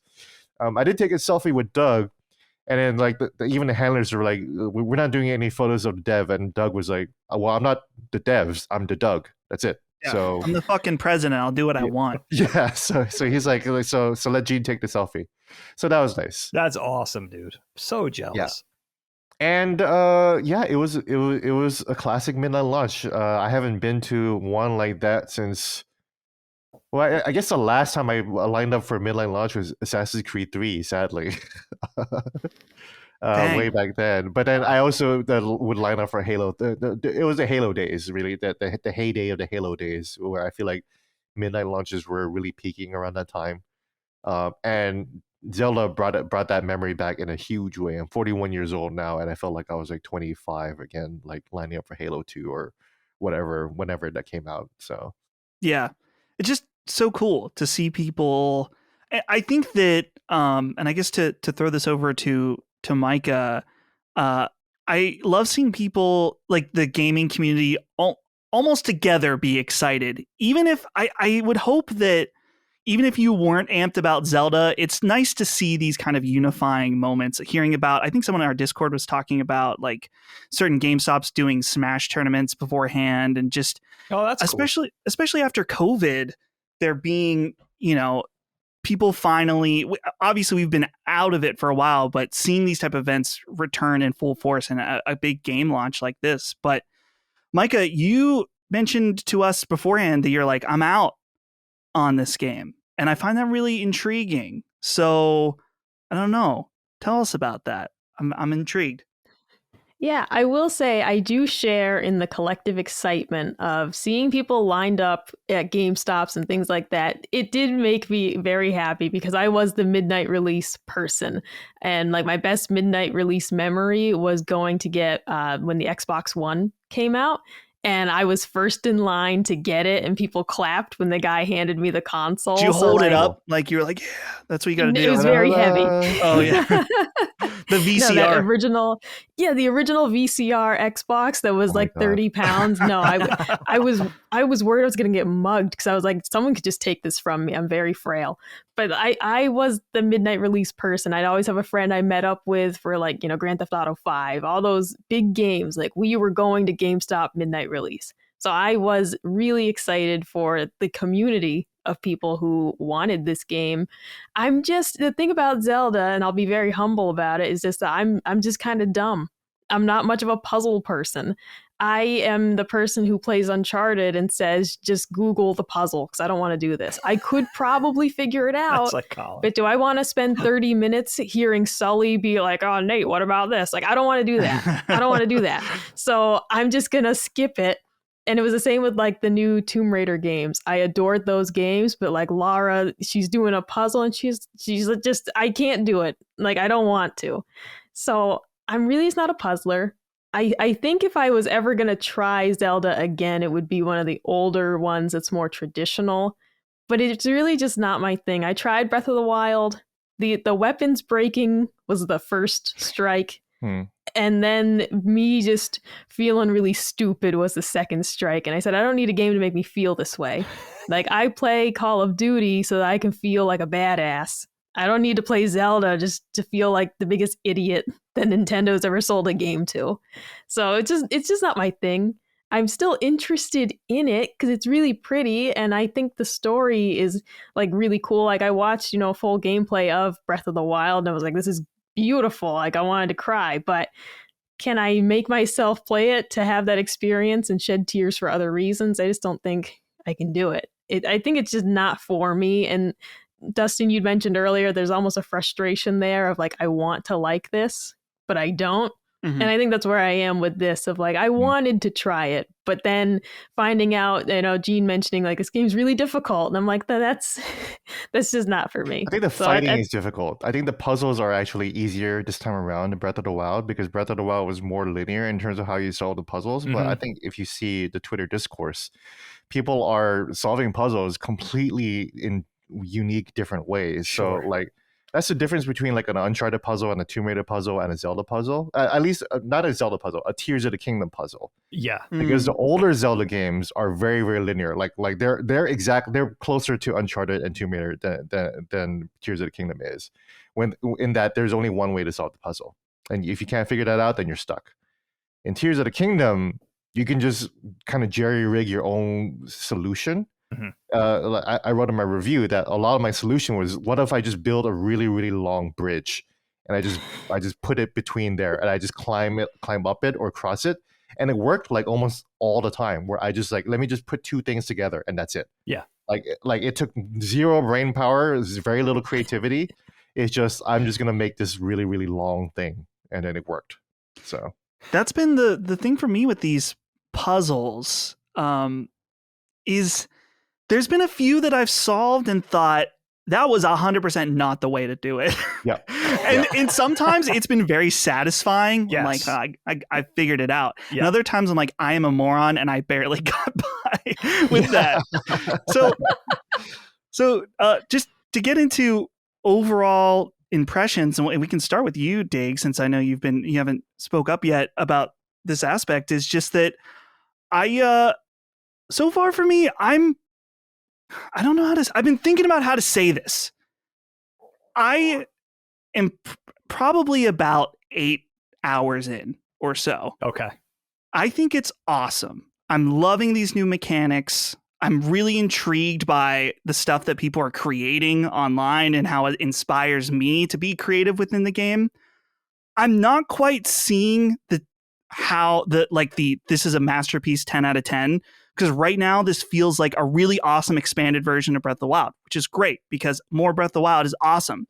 But to my understanding, the people I've talked to that got a lot further in it are like, yeah, just wait, just keep going. Because I do find that every time I sit down to play it, I'm always like, whoa, like shocked and surprised. And so, Dagan, I'm curious how you're finding the game so far, because I don't remember what your experience was with the original Breath of the Wild. Yeah, I'll tell you about that too. Sure. So yeah, take it away, please. Yeah, I mean, listen, we all know the hype machine has reached a fever pitch online, right? People screaming from the rooftops almost to a person about how great the game is. And, you know, the love is real. And it's funny. I laugh at myself because hipster Dagan comes out when that sort of dynamic happens, not just with games, with anything. When everybody universally loves something, I immediately get very dubious, incredulous. I'm like, how good can this thing be? And to a fault, it's a very college dorm mentality that I haven't outgrown. You know, it's very hipsterish way to feel. But I have to say, like Dustin was saying, the engagement and the excitement as a community in gaming has been heartening. I love that. So Warm and Funny Dagan really embraces that part of things. And I have to say, to give you a history with my Legend of Zelda Breath of the Wild dating back to 2017, I didn't hate the game by any stretch of the imagination. I acknowledged it for its strengths and the size of the world. And that, you know, at the end of the day, it was a fun game to play in terms of just fun and in terms of physics and in terms of satisfying gameplay and crafting and everything, even the combat. I didn't hate the game. I wasn't madly in love with it by any stretch of the imagination.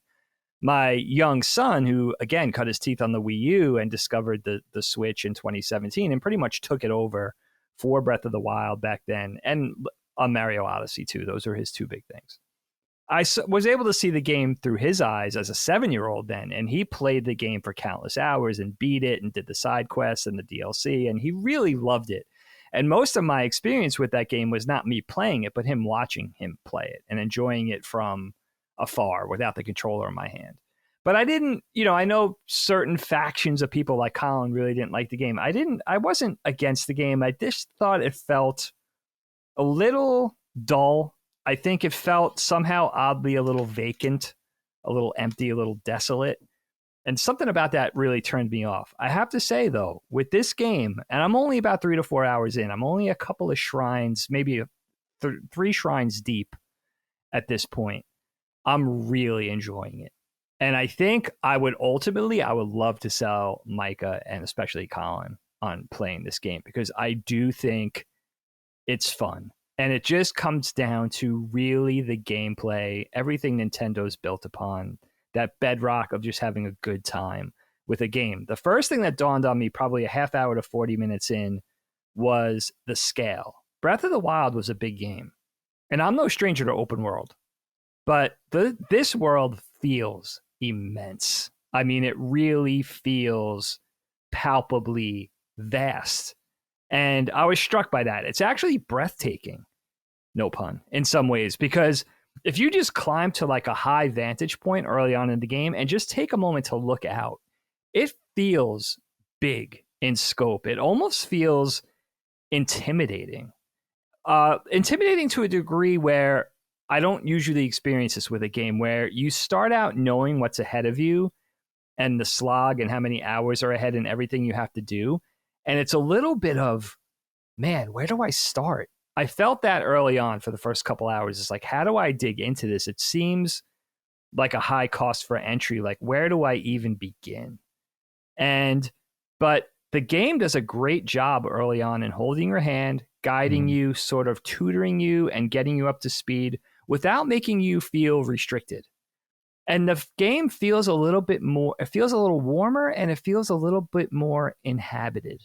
It feels, it already feels like a little less than 4 hours in, like there's always going to be something to do. You'll never be bored. You'll always be tasked with something. I love the fusing. I love that bright green Elmer's glue that you can just glue things together and helps you traverse certain obstacles. And then it gives you the little Zelda payoff sting music and stuff. I mean, already having a really good time with it. I think the combat is very fluid. I don't have any problems with it. I know the broken weapons thing is a high cost of entry for people, and I get it.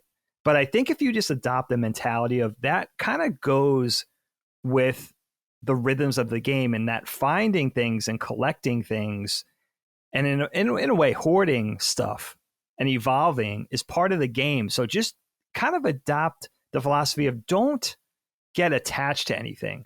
Later on, when you find weapons that you really relish, it's a little harder. But early on, who cares if you're breaking tree branches and rusty swords and stuff? You just kind of got to look at it like that's part of the thing.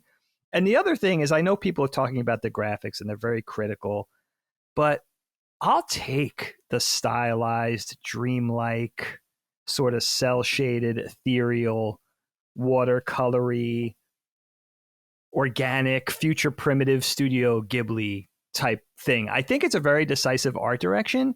And again, you're coming for the fun. You're coming for the unique gameplay experience that this game, that Nintendo will give you when done right. And this is done right for me so far. I could already tell it's going to be great. And the graphics should just work in service of that goal. And they do. They're totally fine. And after 20 minutes, you're not even going to be, if all goes well and you feel like I feel, for me, you won't even be paying attention to the graphics. As long as the graphics aren't a hindrance or don't get in the way of the experience, I think that's what you're going for with this game. And that's what Nintendo does so well. And listen, they ran a risk. This isn't like going from Twilight Princess to Majora's Mask, let's say, or, you know, it's not a decisive jump, or, you know, let's say Ocarina of Time to Majora's Mask. Like, it's not a departure graphically, and we're visiting the world in a whole new way, or now it's going to be Twilight Princess, now it's going to be Wind Waker, whatever it is, right? They were building this whole thing upon the foundation of Breath of the Wild, graphically, gameplay wise, a continuation of that world. It better be better than Breath of the Wild. And a lot of people love Breath of the Wild. So they ran a big risk in a way of building upon that foundation. And I think it's like it paid asking off. lightning to strike twice is what I was thinking. It really It's is. like you created what many people consider their favorite and best game of all time. Yeah. And now you're directly following that up. Huge risk. It's ballsy. It's a baller move. I mean, it really is. It's a huge risk. And there's a lot of conviction in knowing what you just made is going to appeal to people, and it's going to give them an even better experience than the original, to the degree where I'm paying attention to the commentary and I see very few negative things on this game. And I get it. I really do get it. I think it's really beautifully done. I think it's already very satisfying. And I think that if you could get past that initial dubiousness, I think it's very quickly. I was swept into the world very quickly, and I didn't want to stop playing. I really didn't want to stop playing over the last couple of nights. And I think that's the proof's in the pudding when you feel like you don't want to put the controller down, and that's what this game does. Yeah. Dagan, you mentioned Studio Ghibli, and I mean this as no disrespect to the English voice actors. The first thing I did was switch it to Japanese because Totally. it feels Love it. so right. It feels like that Nintendo Studio Ghibli game. And the when you lip do that. syncing, Good the lip move. syncing is to the Japanese. So Oh, yeah. I guess Yeah. I didn't Good even point. think about that. yeah, they don't Princess bother with Zelda, with her English dub voice at all, actor, so. the English language voice actor for Princess Zelda bothers me. The delivery bothers me a little bit. I don't want to say anything mean spirit to that voice actress. I'm sure she's very talented, but switching to the Japanese is something I never even think of for some reason. So I'm going to be I'm doing with you, it. Dagan, in terms of Zelda, and I love the timbre of her voice. I love her how her voice sounds. Yeah. But the direction and the writing of Zelda is that she's always like urging you to do something. Like there's always a sense of urgency that's a little Yes. exhausting. Yeah. Where she's like, Link, you must, and we gotta do Breathless. this. And it's a little bit like Aloy, right? Like Yes. from Horizon, Yeah. where like I was really annoyed. I love Aloy as a character too. Again, don't get Me me too. wrong. But like every time Aloy says something, she's always like a little too assertive, and it's like, okay, like girl, just chill for a bit, I man. know. You know? It's not that critical. Yeah, it's not that deep, girl. You're going to give yourself a stroke. Yeah. Well And then the said, same thing Gene. with Zelda. And to be fair, Zelda is under a lot of duress in this game, but you know. So for me, something that I've been really thinking, or I guess what has really been coming through to me in my early hours, is that obviously so much of this game is designed around building. You know, people were joking about it being Banjo-Kazooie nuts and bolts, but Zelda. And I think the thing that I love the most is that I'm not a min-maxer in games, but I don't often go out of my way to just fuck around. But this game practically begs you to do that. There's these missions where you got to take the one Korok to the other Korok. You could just walk them. You could attach them to the thing on your horse. I'm like, no, I'm not doing that. And obviously there's spawned all these amazing videos of people practically torturing Koroks, putting rockets on them, blasting them away, which I think is hilarious. But so funny. The thing that I've kind of championed, whether it's in Breath of the Wild, which I think was a lot of people's first experience with emergent gameplay, or in something like Elden Ring, is that's what I love. I've already had multiple moments in this game where I have laughed out loud, like explosive laughter by just what happened. I was bringing one of those Korok guys. I made him a little cart so he like looked like a fancy boy, like a king, and I was driving him along. And then a lightning started getting close, and I was like, "Oh no, I'm gonna blow up!" And I got right to his buddy, and as soon as it happened, I was struck by lightning. It was like it was like cue Curb Your Enthusiasm music right when it happened. I tried like making a rocket ship for a Korok guy. Like I've done all kinds of crazy shit, totally unnecessary. And that's what I'm loving so much. And I've been trying to not watch too many clips on Twitter. But I'm like, oh man, that is a building block, or that's a tool that I haven't got yet. And I can't wait until I get that, till I can add that to the repertoire of tools, which I've barely even scratched the surface. So Gene, to throw this to you, who's had way, way more time in the game and completed it. Yeah. So wow. Would you say that that's one of its biggest strengths, and how it just kind of like it feeds you these like it's a cookie crumb trail? It's like, oh, here's a little more, a perfect drip feed of, I guess, these are mechanics in each one does a very different thing. Yeah, I said in my preview that the controls were very confusing, but that's because Nintendo had Nintendo's preview build just gave us everything at the same time. So it was just really, really overwhelming to do. Yeah. But as you all have experienced, the tutorial is actually fairly natural. It's just like in the same Nintendo way that it's always done. There's always a gradual ramp up. So by the time like I got off the tutorial island, I was like, okay, I feel like I got a good grasp of things. And then eventually, like you're gonna get these little tools, and there's gonna be like little situations again where you get to use them. And it's funny to see all these like little like nooks and shelves that are just like laying around Hyrule of just like fans and like rockets and like carts and everything like that. And it's like, oh, here's a bunch of toys. Figure it out, you know. Mm-hmm. So cool. Even from like the guy that's holding up the signposts, and each guy that you find is holding up the signpost, and each one is a little puzzle where you have to make sure that the signpost stays up, and then you use like different blocks to do it. Someone said that it's very much like that TikTok of that girl that was putting or not the girl, but the girl watching the guy put stuff into the square hole, like the triangle and the rectangle, but he just kept putting it into the square hole. And that's what this game kind of is, where it's like you don't have to put the triangle in a triangle square or the triangle hole. It'll fit in a square hole just fine. And that's what it is. Like whatever solution you come up with, like if it kind of works, then it works. Like there was a shrine puzzle, which was a literal Jenga tower, and my goal was at the top of the Jenga tower, and I'm like, do I really have to fucking play Jenga to get to finish the shrine? Because I was always bad at Jenga, like as a person with my own two hands. So how am I going to do this in a video game, right?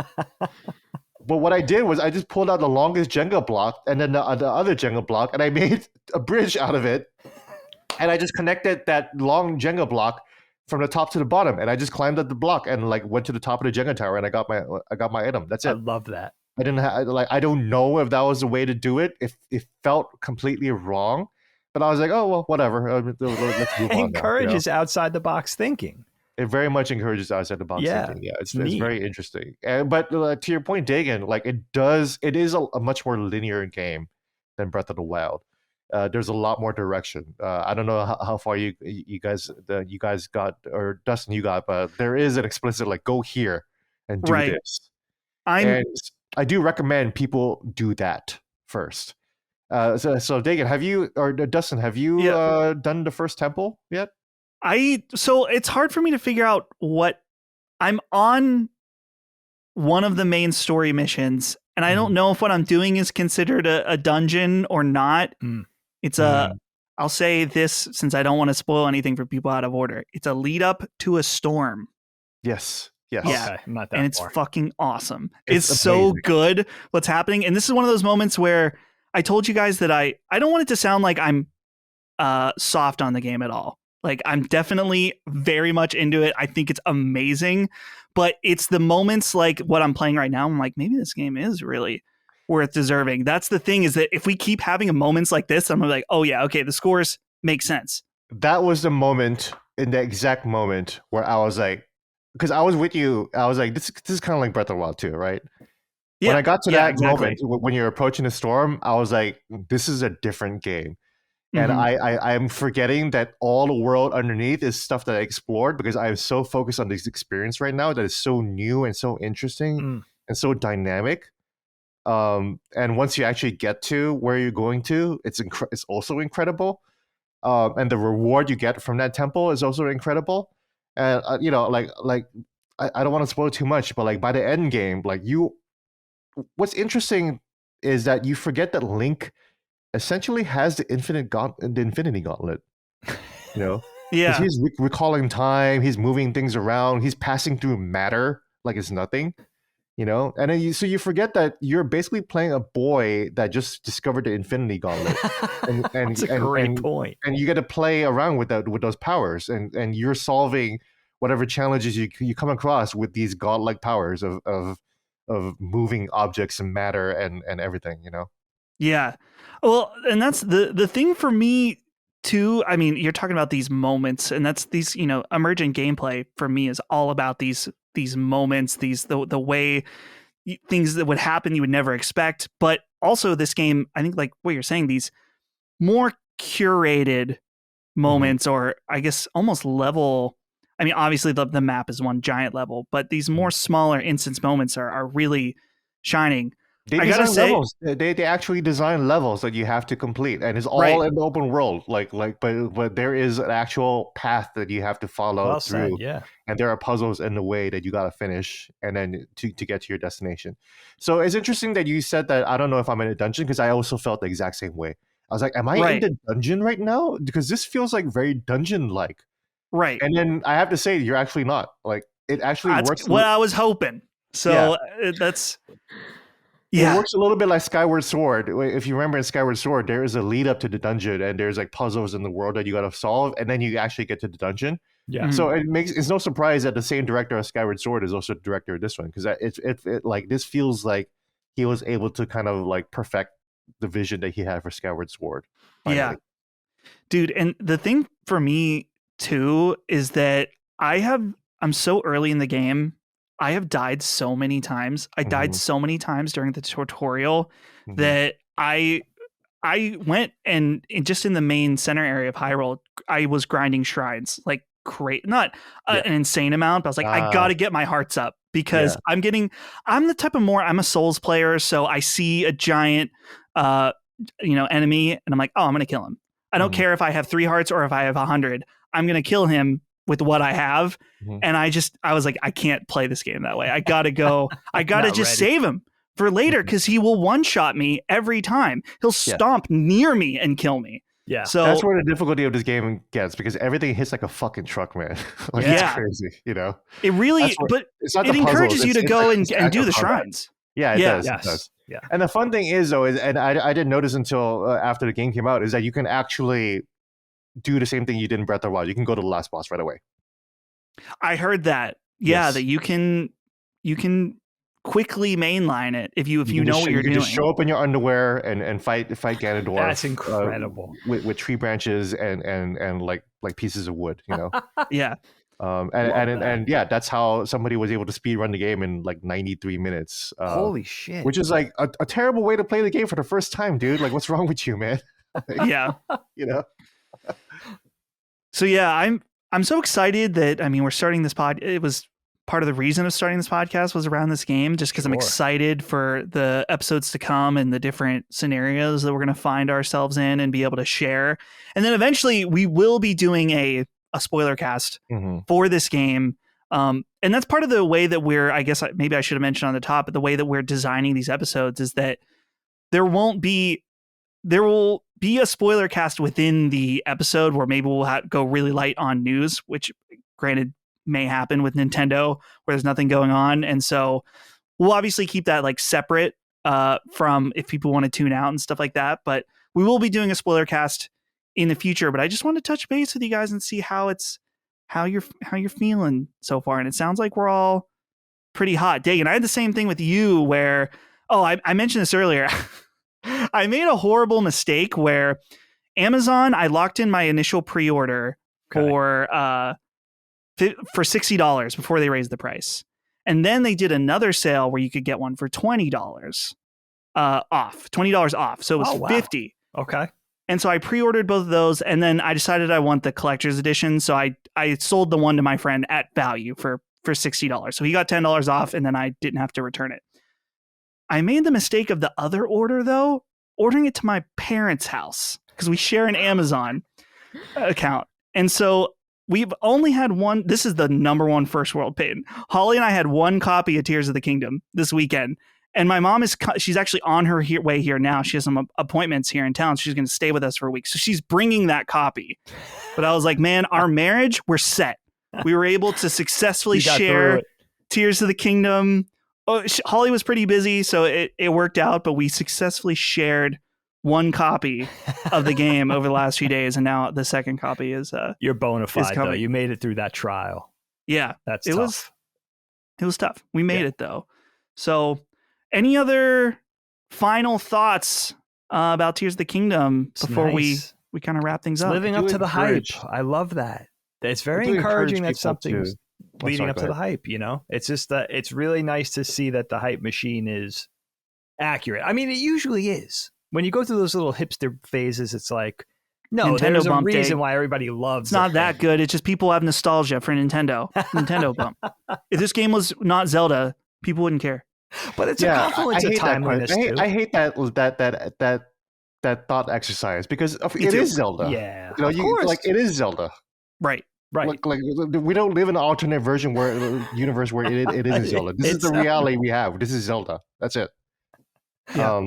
I do encourage people to finish this game because the finale of this game is absolutely the most phenomenal final act of any Zelda game. Oh, that's good to know. It wasn't even a 10 until I finished it. And when I finished it, I was like, that was fucking fantastic. That was better than at the end of Elden Ring. Because Elden Ring kind of fizzled out at the end, to be quite honest, right?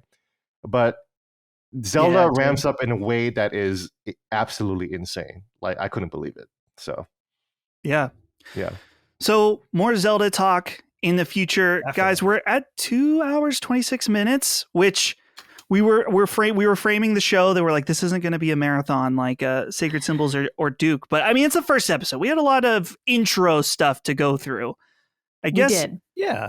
I'm feels thinking organic. Does it feel overly long to you guys? I don't know. No, I think this is perfect. I have a small game that I wanted to play with you guys to kind of cap things off. Nice. A little podcast game. And now this is a game that's perfect for the four of us because we are all huge fans of Japanese games, anime, all that kind of stuff. And this is a game I made for my old podcast, but it's been revised for the 23 edition. And to intro it, I'll say Japanese games, we love them. I love how weird they are and how different they are from our types of games. But that can come with some strange names, right? Danganronpa Trigger Happy Havoc is one of my favorite games ever. It's a strange name for a Western audience, but that's part of its charm. So I made a list of Japanese and anime, more specifically anime games on the Switch shop that carry this tradition of the strange name. And I'm asking you guys to tell me which one is the real name and which one is the fake name. Now, Micah. This is a good one. I'm going to ask you to go last because I think that if anyone knows some of these, it's you.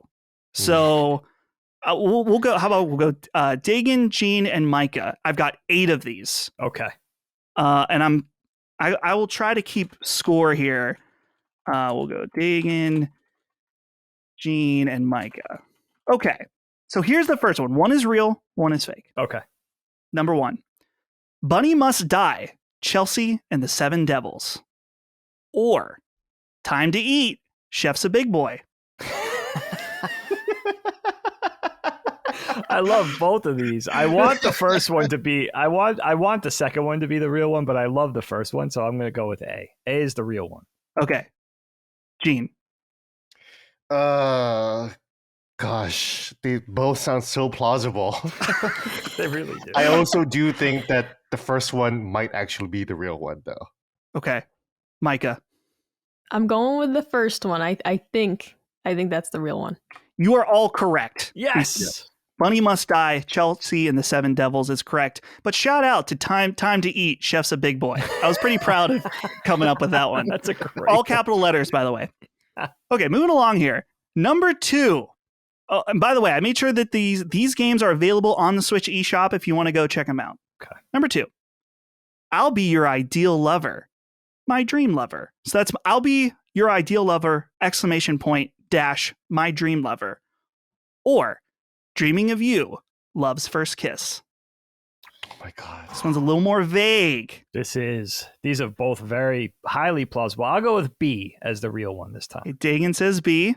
I will also go with B. I believe the dash is the giveaway. Oh, so they both have a dash. I should have said Well, that.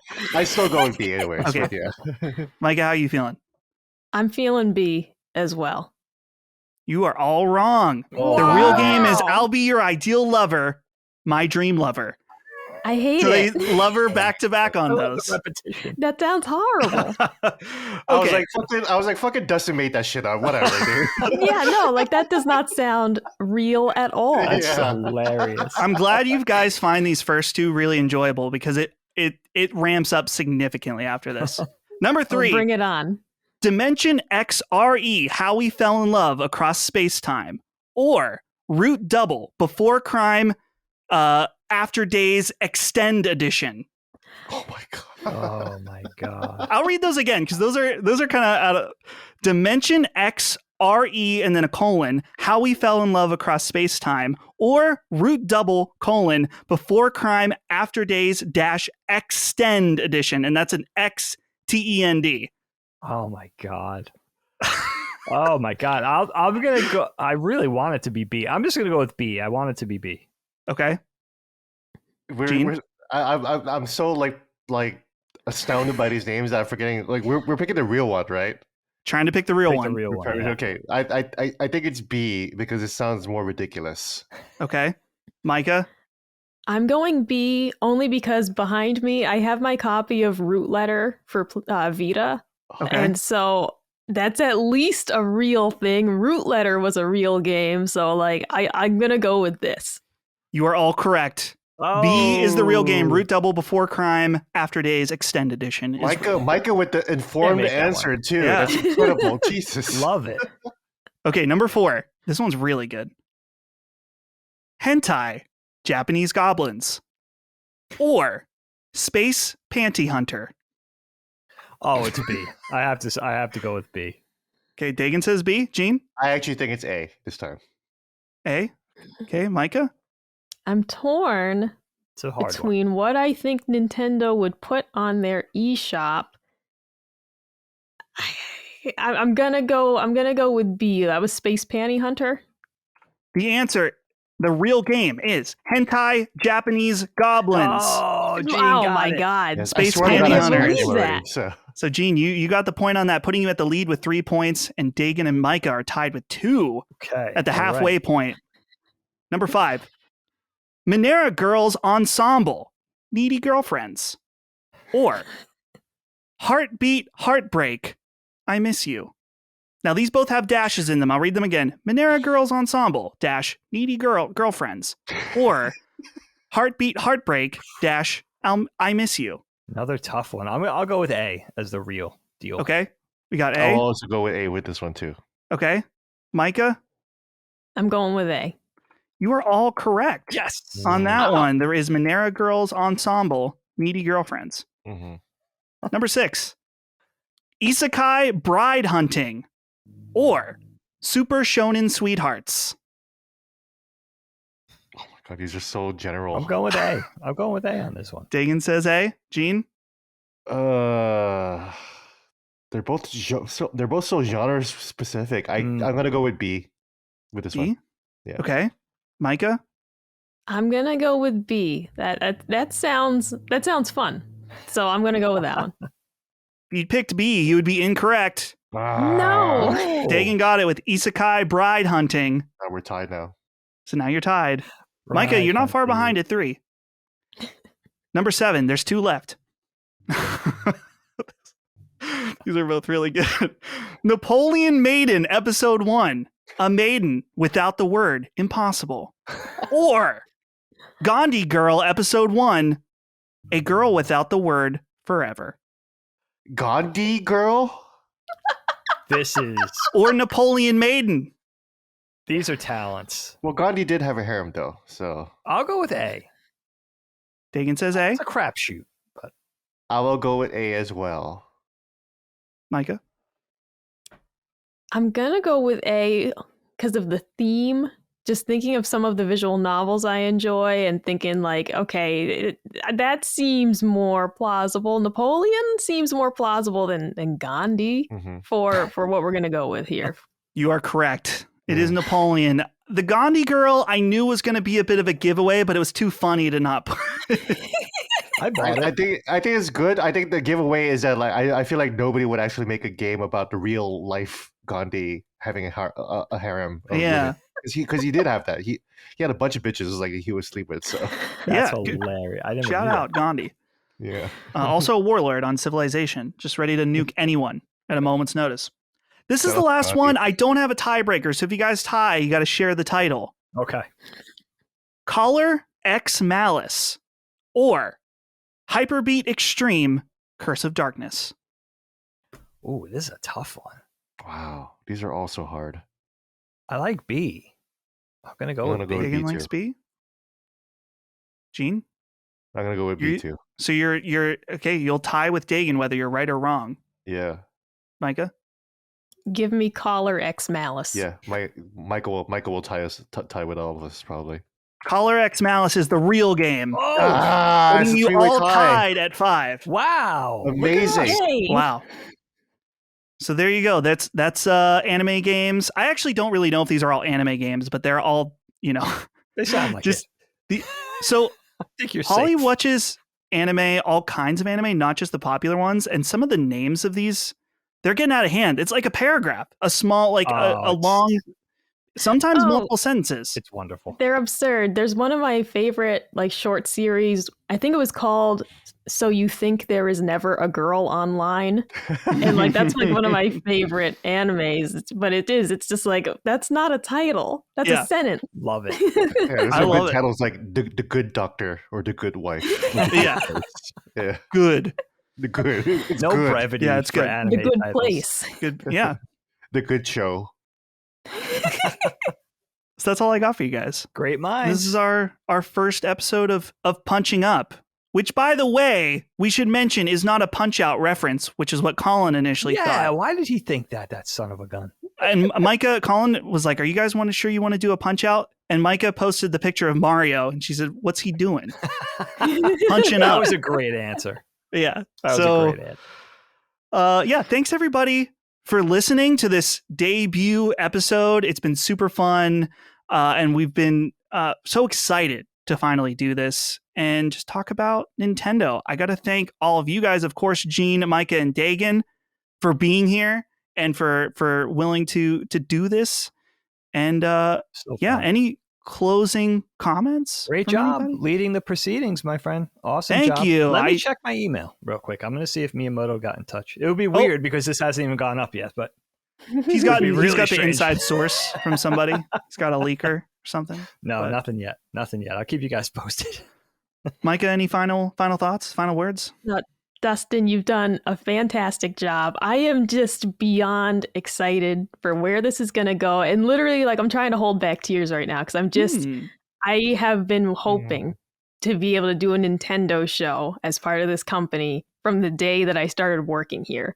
So I just can't get over the fact that it's like, this is it. I don't have to pretend anymore that I work for, another Nintendo podcast. I don't have to do my stupid one on YouTube anymore. It's like, this is real. I finally get to do this thing that I've wanted to do for so long. So thanks, Dustin, for hosting this. I'm over the moon. with the potential of, where we're going to go with this, how much fun we're going to have. Super Absolutely. fun. Super fun. I'm happy as well. It's been awesome. So Gene, you get the final thoughts. Yeah, Dustin, we're also proud of you. You've been standing down for the last several years. Wow. And here you are punching up. Punching up. That's Look right. at this. All right, everybody.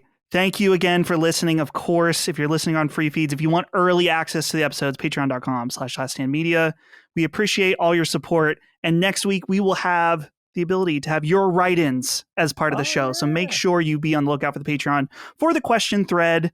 And not next week, I guess a week, 2 weeks from now, since it's every other week. I got to get used to that since we don't normally do every other week. But we'll be back soon. Thank you, everybody.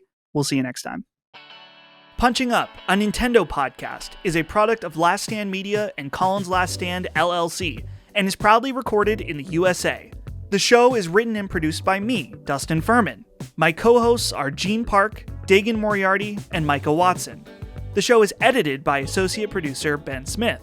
All of Last Stand's theme music is by Ramon Narvaez. Punching Up, along with the rest of Last Stand Media shows, are fan-funded on Patreon at patreon.com/laststandmedia. The following names are at the producer level on Patreon, our highest tier, and we're grateful for your kind contributions and generosity to our independent endeavor.